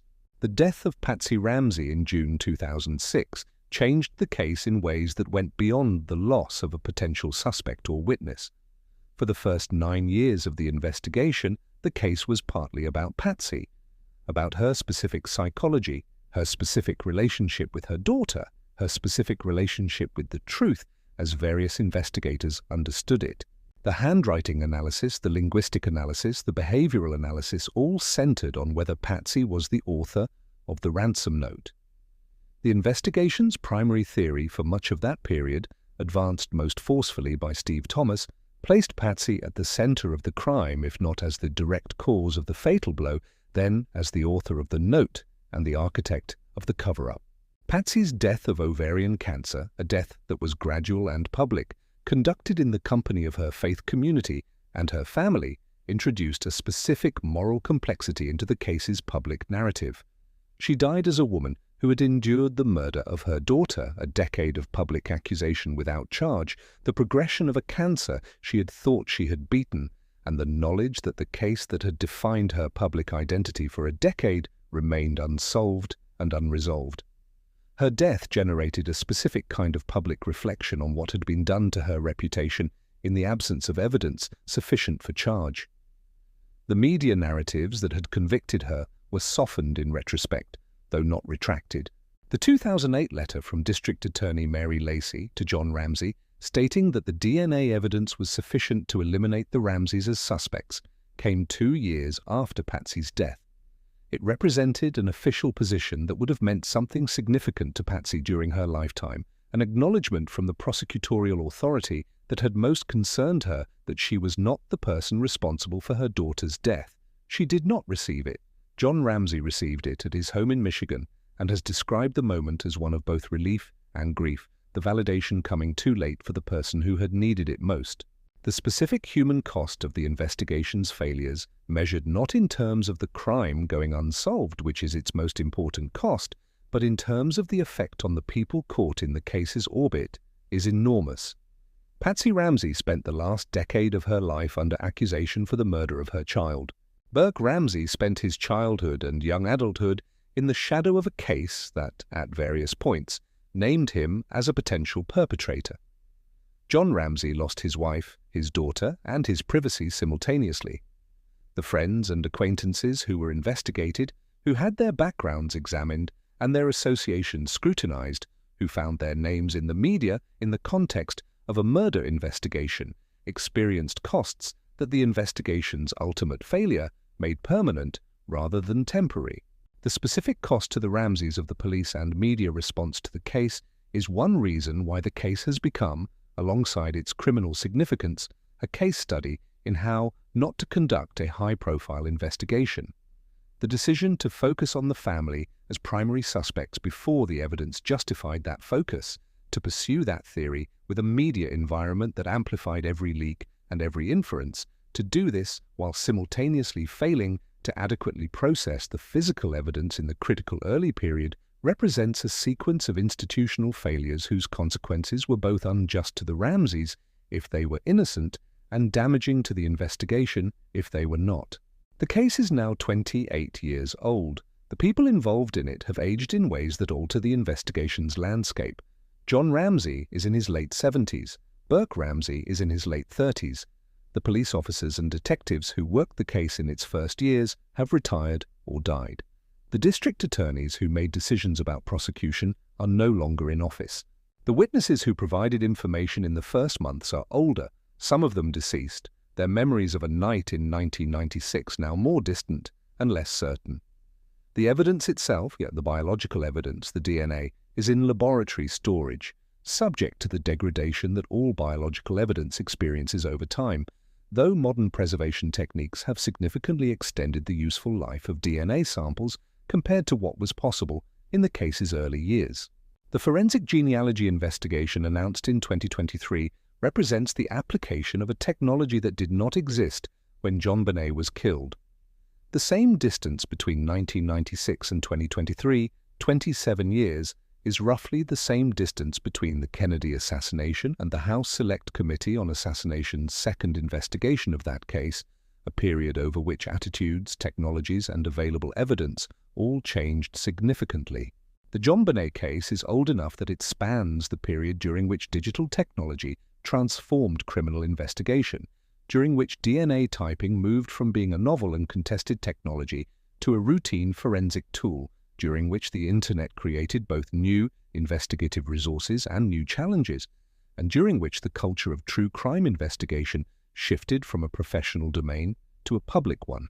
The public investigation of the JonBenét Ramsey case, conducted by amateur researchers, true crime writers, online communities, and documentary makers, has been both valuable and damaging to the official investigation. Valuable because it has preserved and disseminated information about the case that might otherwise have been lost, because it has identified leads and inconsistencies that official investigators missed, and because it has maintained public pressure for the case's resolution. Damaging because it has generated theories and accusations that have harmed innocent people, because the consumption of true crime as entertainment can dehumanize the victims at the center of the cases, and because the public's investment in specific theories can create pressure on investigators to pursue or avoid certain investigative directions for reasons unrelated to the evidence. The tension between the public's desire to know and the investigation's need for operational security is a tension that the JonBenét case has illustrated more clearly than almost any other case in American history. Every piece of evidence that was publicly reported became part of a narrative that the case's actual perpetrator could read and respond to.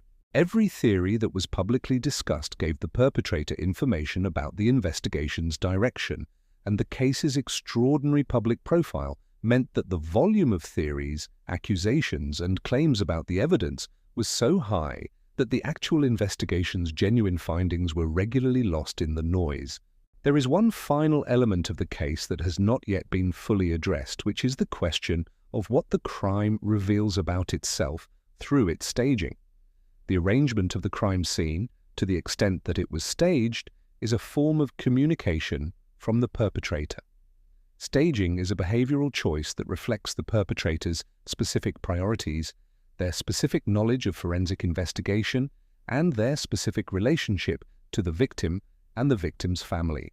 The staging of the JonBenét murder, if it was staged, involved several elements: the ransom note written to suggest a kidnapping, the binding of the wrists in a configuration more consistent with an appearance of restraint than with actual restraint, the duct tape on the mouth, the placement of the body in the storage room rather than in a more visible location.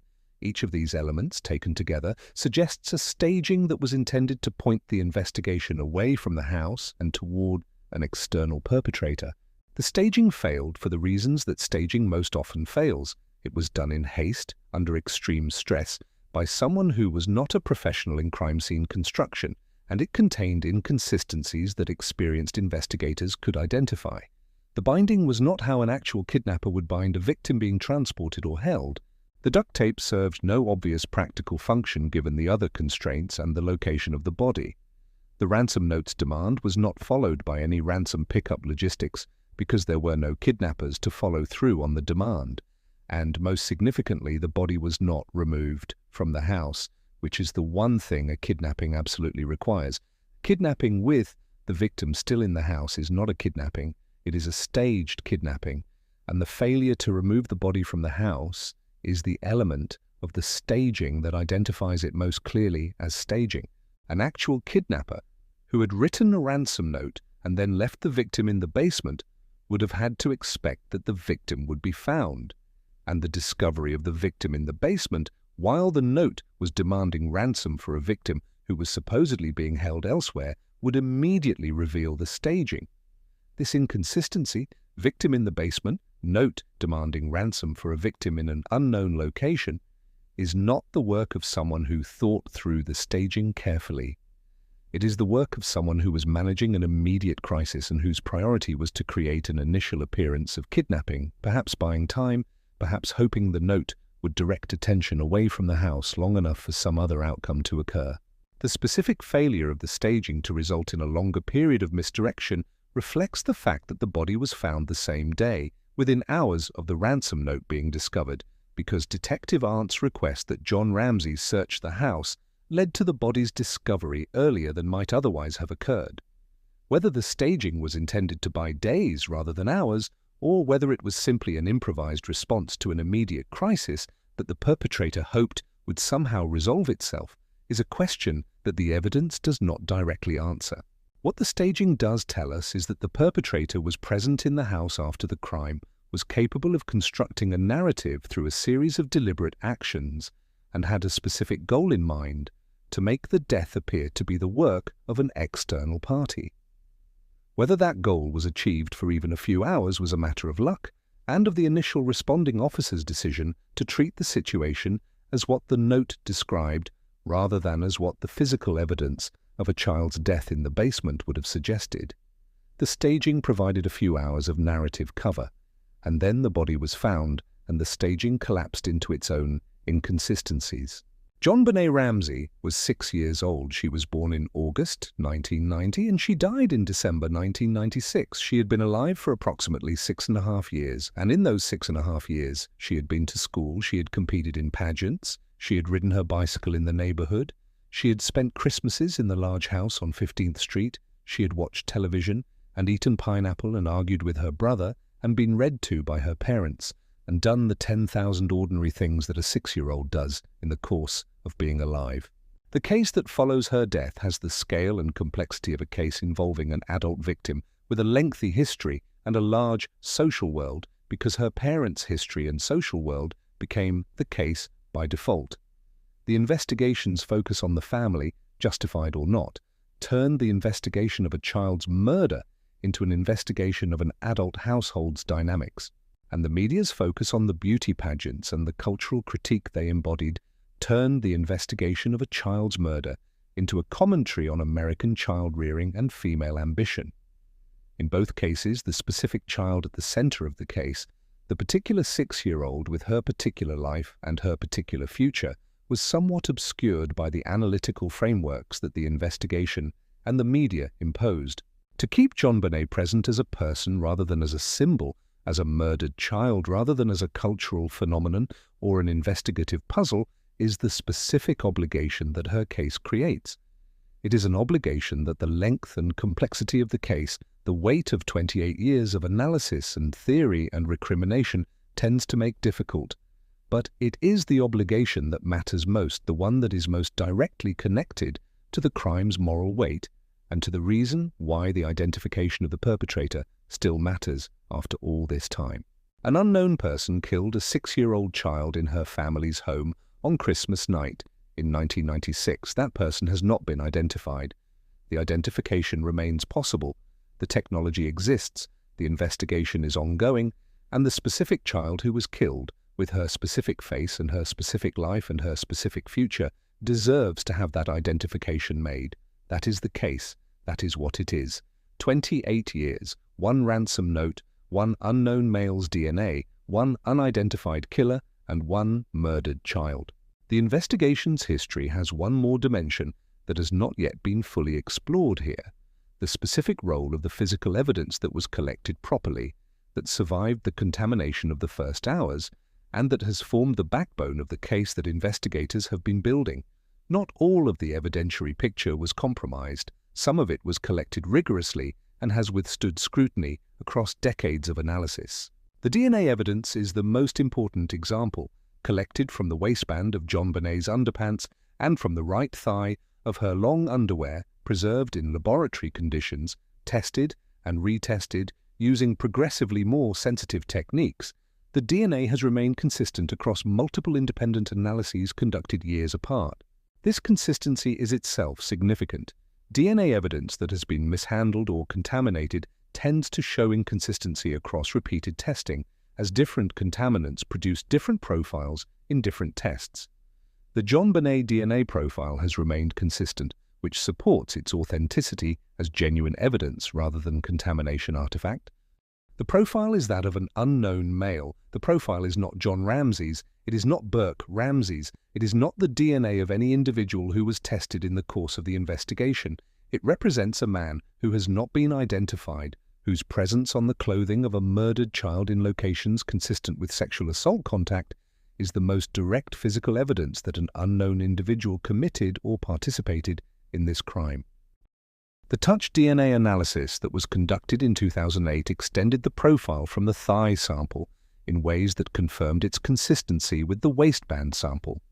Touch DNA analysis, which recovers genetic material from skin cells left on surfaces through ordinary contact, is a more sensitive technique than the standard DNA profiling that was available in 1996, and its application to samples that earlier technology could not adequately profile has been one of the most significant advances in the analysis of old evidence in this case.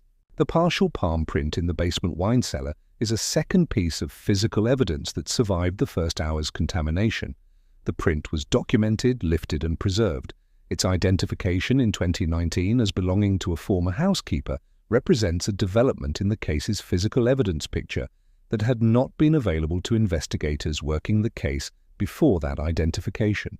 Whether the housekeeper's palm print represents innocent contamination from prior work in the house or something more relevant to the investigation is something that the Boulder Police Department has been unwilling to publicly characterize, which suggests that the investigation is treating the print's identification as an active investigative matter rather than as a closed question. The ransom note itself is physical evidence that has been preserved and analyzed. The specific paper, the specific ink, the specific pen, the specific handwriting, all of these have been examined with the most sophisticated document analysis techniques available at various points in the investigation's history. The note is evidence of the crime's construction, of the time and effort invested in staging, and of the specific characteristics of the person who wrote it. It has not produced a definitive identification, but it remains available for future analysis as techniques continue to improve. The physical evidence of the garrote, the cord, and the broken paintbrush handle is evidence of manufacturing, of the deliberate construction of a killing implement from materials found in the house. The cord has been matched to a specific type of parachute cord that was available commercially in 1996 and was not a specialty item. The paintbrush has been traced to a set belonging to Patsy Ramsey, stored in the basement. The specific manner in which the cord was wrapped around the handle to create the tightening mechanism has been analyzed for consistency with knot-tying expertise or training, and the analysis has not produced a profile that narrows the field of potential creators. All of this physical evidence sits in storage, available to the ongoing investigation, subject to re-examination as new techniques become available. The case is not cold in the sense of being inactive, it is cold in the sense of being unresolved. The difference is important. An inactive case has been set aside. An unresolved case is still being worked, still generating investigative effort, still producing potential leads. The forensic genealogy investigation is the best current evidence that the Boulder Police Department is treating this case as unresolved rather than as inactive. Whether the investigation will produce a resolution, and whether that resolution will come before the people most closely connected to the crime are no longer alive to hear it, are questions that 2024 cannot yet answer. The specific character of Boulder, Colorado as a community, and what that community did and did not do in the weeks and months after JonBenét's murder, is worth examining because it adds a human dimension to the institutional failures that is often overlooked in accounts focused on the police and the prosecutors and the media. Boulder, in January 1997, was a community in shock. The murder of a child in a neighborhood that was defined by its safety and its affluence, in a house that many people had been in 2 days before the murder for a Christmas party, was not the kind of crime that Boulder's self-image accommodated. And the community's response reflected this dissonance. There were vigils, there were expressions of grief and solidarity with the Ramsey family. And there was, relatively quickly, a murmur of something that was not quite accusation, but that was not quite support either, a withdrawal of the certainty of innocence that the Ramseys had before the investigation established the specific ambiguity that the evidence produced. The Ramseys' friends and neighbors, the people who had known them before the murder, largely stood by them in the immediate aftermath. Fleet White and John Fernie were among the first people called. The church community rallied, but as the weeks passed and the police investigation's focus on the family became more public, and as the media coverage amplified every development in ways that painted the Ramseys as likely perpetrators, the social situation for the family in Boulder became increasingly difficult. They left Boulder before the spring of 1997, moving first to their summer home in Charlevoix, Michigan, and subsequently to Atlanta, where they had family and where the specific public identity of the JonBenét Ramsey case followed them, but with less local intensity. The departure from Boulder was in some ways a pragmatic decision and in some ways a surrender to the specific weight of living in a community that had become the center of a media and investigative circus. The house at 755 15th Street, which had been their home and which had been the site of a murder, was no longer livable for reasons that went beyond the psychological.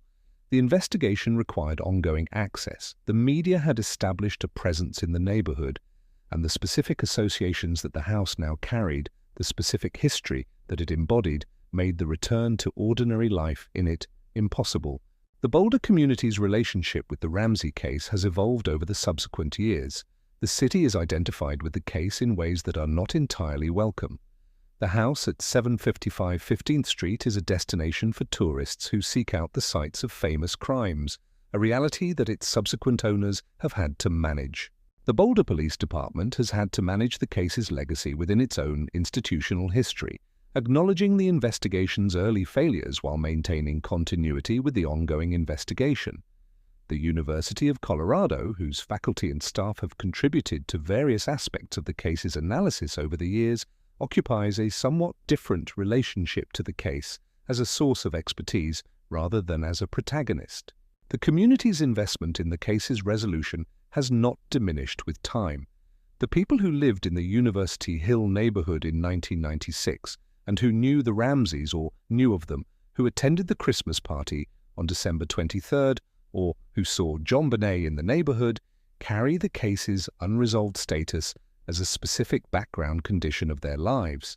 Some of them have been interviewed multiple times over the years as new investigative leads sent investigators back to the neighborhood to ask the same questions again with slightly different framing. The experience of being a peripheral witness to a famous unresolved crime, of being a source of potential information for an investigation that has not closed in 28 years, is its own specific condition. Let us consider what resolution would mean if it comes.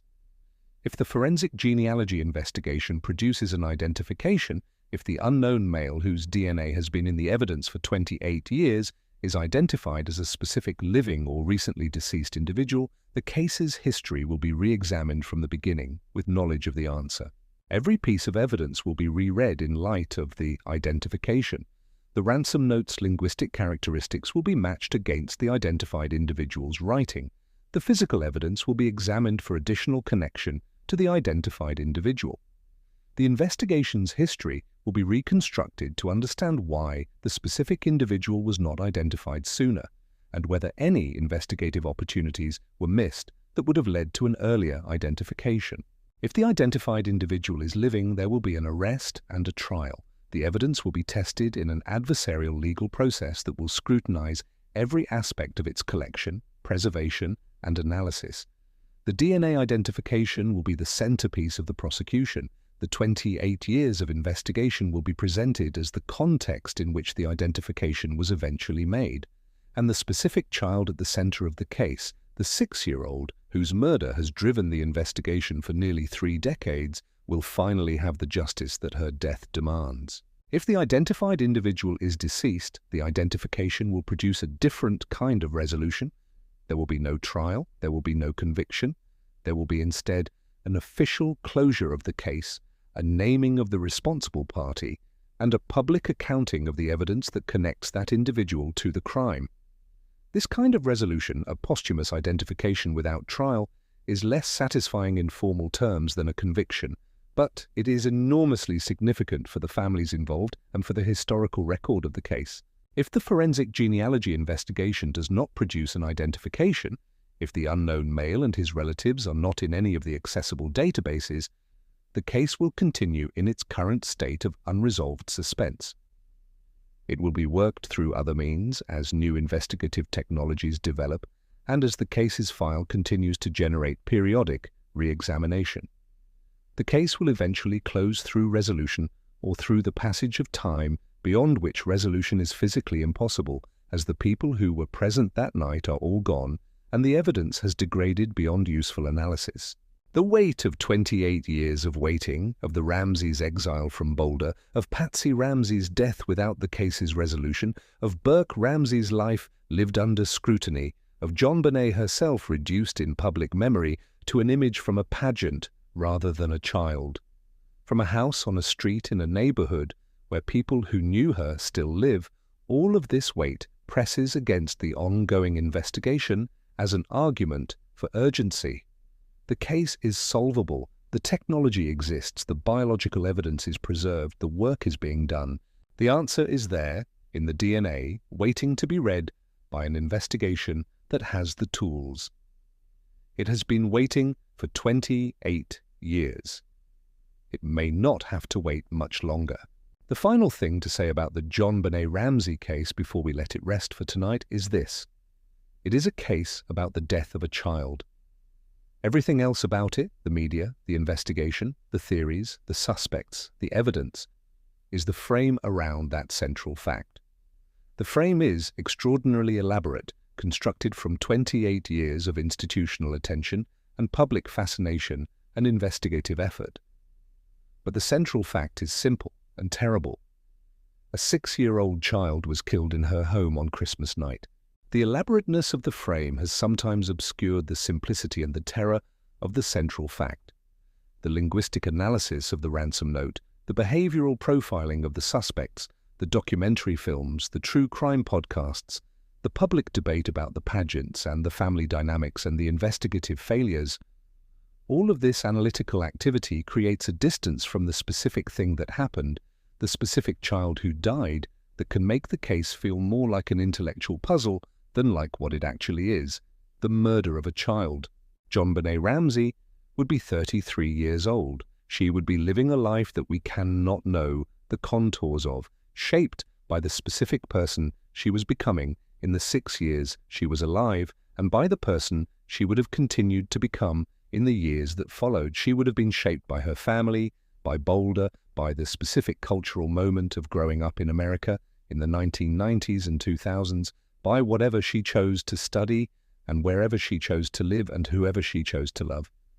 All of that was foreclosed on Christmas night in 1996 in a house on 15th Street in Boulder by a person who has not been named. The naming of that person is the case's unfinished business. It has been unfinished for 28 years. The investigation continues. The DNA waits in the laboratory. The forensic genealogy investigation is ongoing. And the obligation to complete the unfinished business, the obligation to name the person who killed JonBenét Ramsey, has not expired and will not expire until the question is answered. The specific individuals who investigated this case and whose published accounts have shaped public understanding deserve more attention than a brief mention provides, because their investment in the case and the specific directions their investigations took reveal something important about how a case like this works on the people who enter it. Steve Thomas joined the Boulder Police Department in 1990 and became the lead detective on the Ramsey case in early 1997. He was 32 years old at the time of JonBenét's death, an experienced detective, but not someone who had handled anything of this scale or complexity before. He spent 3 years working the case with a dedication that he later described as consuming his professional and personal life, spending evenings and weekends reading and rereading the case file, interviewing and re-interviewing witnesses, pursuing leads that the public would not know about for years. And he became convinced, through the process of that immersion, that Patsy Ramsey had killed her daughter, had written the ransom note, and had been assisted by John Ramsey in the staging. Thomas's conviction was not irrational. It was based on his reading of the evidence available to him at the time of the investigation, and the evidence available to him pointed, through several specific threads, toward Patsy. The ransom note analysis that some experts linked to Patsy's handwriting, the linguistic analysis that some experts found consistent with Patsy's educational background and writing style, the specific knowledge of John Ramsey's bonus that the note contained, the garrote constructed from materials found in Patsy's art supplies, the pineapple in the bowl with Patsy's fingerprints. Thomas assembled these threads into a theory that was internally coherent. And the theory ran into the DNA, which was not Patsy's, and which Thomas's account addressed by arguing that the DNA was likely coincidental contamination. Thomas resigned from the Boulder Police Department in August 1998, citing the department's management of the investigation and what he described as political interference that prevented him from doing his job effectively. His resignation letter, leaked to the media, was a detailed accounting of his frustrations and was itself a significant document in the case's public history. He went on to write his book, published in 2000, which laid out his theory of the case and his account of the investigation's failures. Lou Smit came to the case with a different background and a different set of investigative instincts. Smit had spent his career solving cold cases through the patient, systematic application of physical evidence, and his approach to the Ramsey case was to start with the physical evidence and work outward rather than to start with a theory and work backward. His reading of the physical evidence led him to a specific intruder theory. He identified marks on JonBenét's back and face that he believed were consistent with a stun gun being used to subdue her before the assault. He developed a specific profile of an intruder who had prior knowledge of the house and prior exposure to JonBenet, possibly having observed her at pageants or in the neighborhood, and he became committed to this theory with the same intensity that Thomas brought to the family involvement theory. Smit's stun gun theory has been contested by medical experts who have argued that the marks he identified are more consistent with scuffing or other trauma than with a stun gun. The theory requires accepting that an intruder brought a specific implement for subduing a child, which implies premeditation at a level that generates its own questions about how the crime was planned and by whom.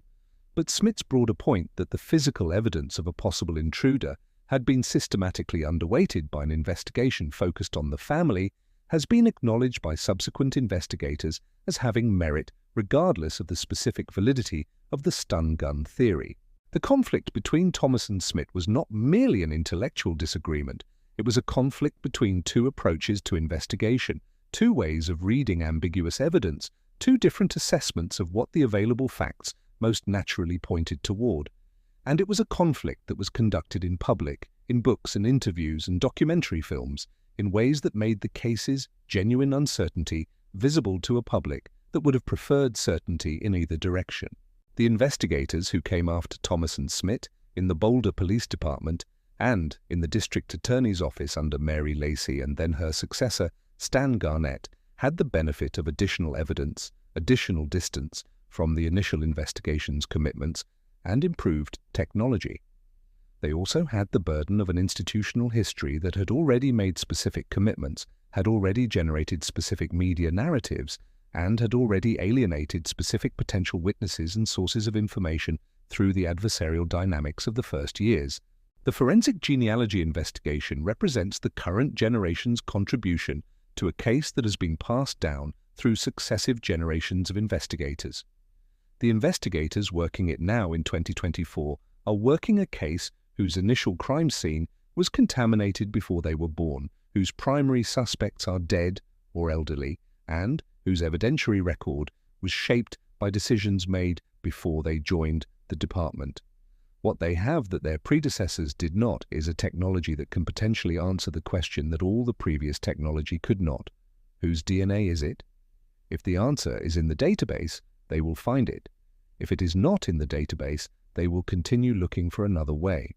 The JonBenét Ramsey case has generated a specific kind of attention that is different from the attention generated by most unsolved crimes, and it is worth examining why. Part of it is the child's age and the specific horror of a child murdered in her home on Christmas night. Part of it is the visual impact of the beauty pageant photographs and the cultural dissonance they produce. Part of it is the social class of the family and the setting of the crime in an affluent neighborhood in a university city, which creates a specific contrast between the implied safety of that environment and the violence that occurred within it. And part of it is the specific quality of the mystery itself, which is that the evidence is rich enough to sustain theory without being conclusive enough to resolve it. But there is another element, one that is more fundamental and more uncomfortable to acknowledge. The JonBenét Ramsey case generated sustained attention partly because the suspicion fell on the parents, and the suspicion of parents in the murder of their child is one of the most morally destabilizing possibilities that criminal investigation confronts. Parents are the people children trust most absolutely. The relationship between parent and child is the most fundamental trust relationship in human social life. When that relationship is the location of violence, it produces a specific kind of moral disruption that other violent crimes do not produce in the same way. The JonBenét case, by directing early suspicion at the Ramseys, placed the specific horror of parental violence at the center of its public life. And whether or not that suspicion was justified, the placement of it in that location, in a case that had all the visual and narrative elements that sustained media attention requires, created a story that the public could not look away from. The ethical problems with the media's treatment of the case are inseparable from this dynamic. The presumption of innocence, that is a legal standard and a moral principle, was not applied to the Ramseys by the media, because the media is not bound by legal standards and because the visual and narrative elements of the case were too compelling to allow the restraint that presumption of innocence requires. The media convicted and the public followed, and the damage to the Ramseys' lives that resulted from this conviction without evidence is real and substantial, regardless of what the eventual resolution of the case establishes. If the forensic genealogy investigation identifies an intruder, the media's treatment of the Ramseys will stand as one of the most consequential failures of journalistic responsibility in American media history. A family whose daughter was murdered will have been publicly destroyed by coverage that presumed their guilt in the absence of sufficient evidence. Patsy Ramsey will have spent her final years under accusation for a crime she did not commit. The specific cost of those years, the specific weight of living accused while grieving, will have been extracted from a person who deserved justice, not persecution. If the evidence eventually points inward, toward the family, the media's role in creating a climate in which the investigation was shaped by public pressure and in which the Ramseys' attorneys had legitimate reasons to limit cooperation will have contributed to the investigation's failure to close. Either way, the media's conduct in this case is a significant element of why it has remained unresolved for 28 years. There is a particular quality to the experience of reading deeply into a case like this one. You begin with the facts, with the objective record of what happened and what was found and what was established. And you proceed through the analysis, through the expert testimony and the competing theories and the investigative history. And at some point, somewhere in the accumulated detail, the specific child at the center of everything becomes real in a way that changes the character of the reading. JonBenét Ramsey, August 6, 1990 to December 25, 1996, 6 years old. She liked horses and wanted to be a pilot, and had a dog named Jacques and was afraid of thunderstorms. She loved the stage, and she loved her mother doing her hair, and she had her father's eyes. She went to school at High Peaks Elementary in Boulder, and she had friends, and she had a Christmas morning on December 25, 1996, the last day of her life, during which she opened presents and was photographed, and was, by every account of that day, exactly what a 6-year-old is on Christmas morning. Full of the morning's specific magic, the packages and the wrappings and the things that materialized out of the night before, and the warmth of the house and the particular quality of the day.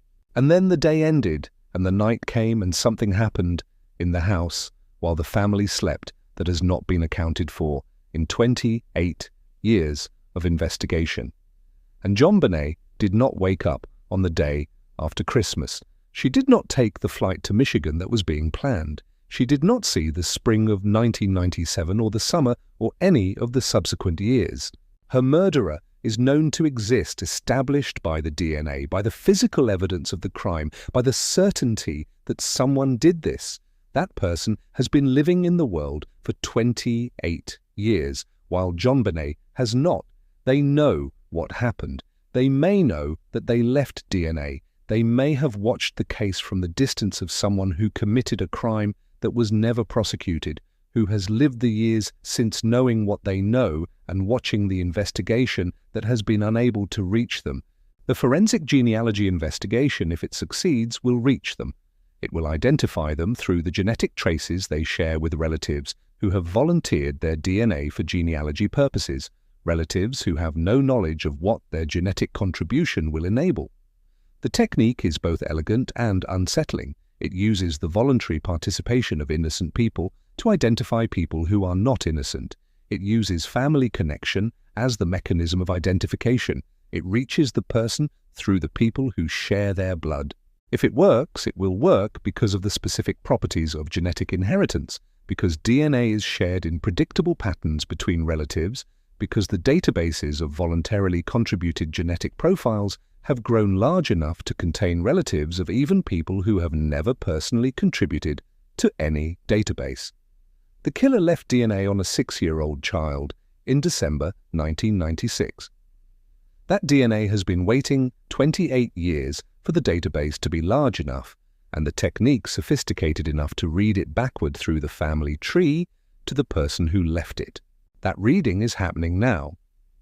In Colorado, in a laboratory, in a database, investigators are following the genetic trail that begins with the unknown male profile on JonBenét's clothing and ends, if the investigation is successful, with a name. And the name, when it is spoken, will be the answer that a murdered child has been waiting for since the night of December 25th, 1996. There are 2 more threads in the case that have not been followed to their full extent and that deserve careful examination before we close tonight. The first is the question of what was known about the Ramsey household before the murder by people who were not members of the household. The Ramseys were not a private family. John's business success was well known in Boulder's business community. The Christmas party on December 23rd brought a large number of people to the house. JonBenét's participation in beauty pageants made her a known figure in the specific community of pageant participants, organizers, and observers. Patsy's involvement in her church and her social organizations made the family's activities visible in those communities. And the specific online communities that existed in 1996 in the early years of the consumer internet allowed for the circulation of information about and images of JonBenet in ways that were less visible to the Ramseys than they might have been. The pageant photographs and videos of JonBenet were circulated in communities that the investigation examined for potential persons of interest. The specific populations who were drawn to images of child performers in competitive contexts were identified and examined by investigators working the case in the early years, though the specific results of this examination have not been made fully public. The existence of this population and the potential for an individual in it to have developed a specific fixation on JonBenet that motivated the crime is one of the foundations of the more developed versions of the intruder theory. An individual who had become obsessed with JonBenet through exposure to pageant videos and photographs would have had a specific motivation for the crime that went beyond a random assault. They would have had prior knowledge of her appearance, her name, her location in Boulder, and potentially her home address. The ransom notes demand of John Ramsey's specific bonus amount could, in this framework, be the result of research into John Ramsey's business and financial profile, which was not difficult to find through basic public record searches in 1996. A person of this type, methodically researching the Ramsey family before the crime, would also have had the motivation to visit or surveil the house before the murder, providing the prior knowledge of the house layout and contents that the intruder theory requires. This specific version of the intruder theory, the fixated individual who researched and planned the crime, is the one that law enforcement investigators who favor the intruder theory have most seriously advanced. It accounts for the ransom note's specific knowledge. It provides a motivation for the assault in the context of a specific obsession. It explains why the crime occurred at this house on this night, rather than randomly. And it points toward a specific investigative approach, identifying individuals in the pageant community who had demonstrated interest in JonBenet, cross-referencing them with the geographic and temporal evidence, and testing them against the DNA. This investigation was conducted in the case's early years with the technology available at the time. It may be being conducted again in a different form through the forensic genealogy approach that uses the DNA itself to identify the individual rather than working from behavioral profiling toward a pool of suspects. The second thread involves the specific hours between approximately 9 p.m. on December 25th and 5:52 a.m. on December 26th, when Patsy called 911. These are the hours in which everything that matters happened, and they are the hours about which the least is known. The family's account of these hours is that they were asleep. The physical evidence of JonBenet in the basement, of pineapple on the kitchen counter, of a ransom note on the stairs, and of a murdered child's body suggests that the hours between 9 p.m. and 5:52 a.m. were not simply sleeping hours, for JonBenet at minimum, and possibly for others. The pineapple in the stomach, consumed 1 to 2 hours before death, and placed on the kitchen counter with Burke's and Patsy's fingerprints on the serving bowl places at least one family member awake with JonBenét in the kitchen at some point in the night. If JonBenét ate pineapple in the kitchen at, say, 10 or 11 p.m., and if the medical examiner's estimate of 1 to 2 hours of digestion time before death is accurate, then the crime occurred at approximately 11 p.m. to 1 a.m. This is a specific window. It narrows the crime's timing into the late evening rather than the early morning hours, and it places the crime in a time when the family would plausibly still have been awake, or might have been awakened by a child who wanted a snack.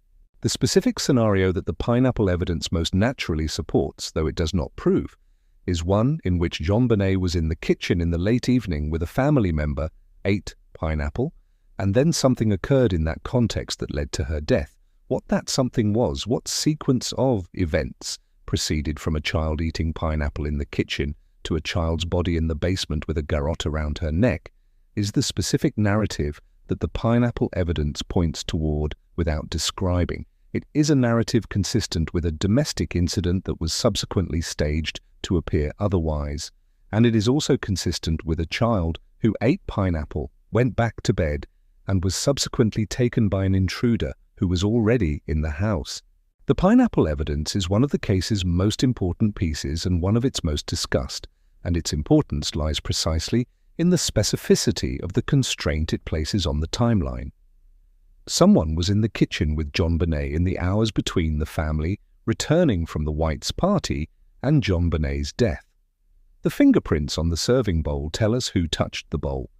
They do not tell us what happened in the kitchen that night, but they establish that the kitchen was the scene of activity in those hours, and they establish that the bowl was handled by people whose role in the crime is the question at the center of everything.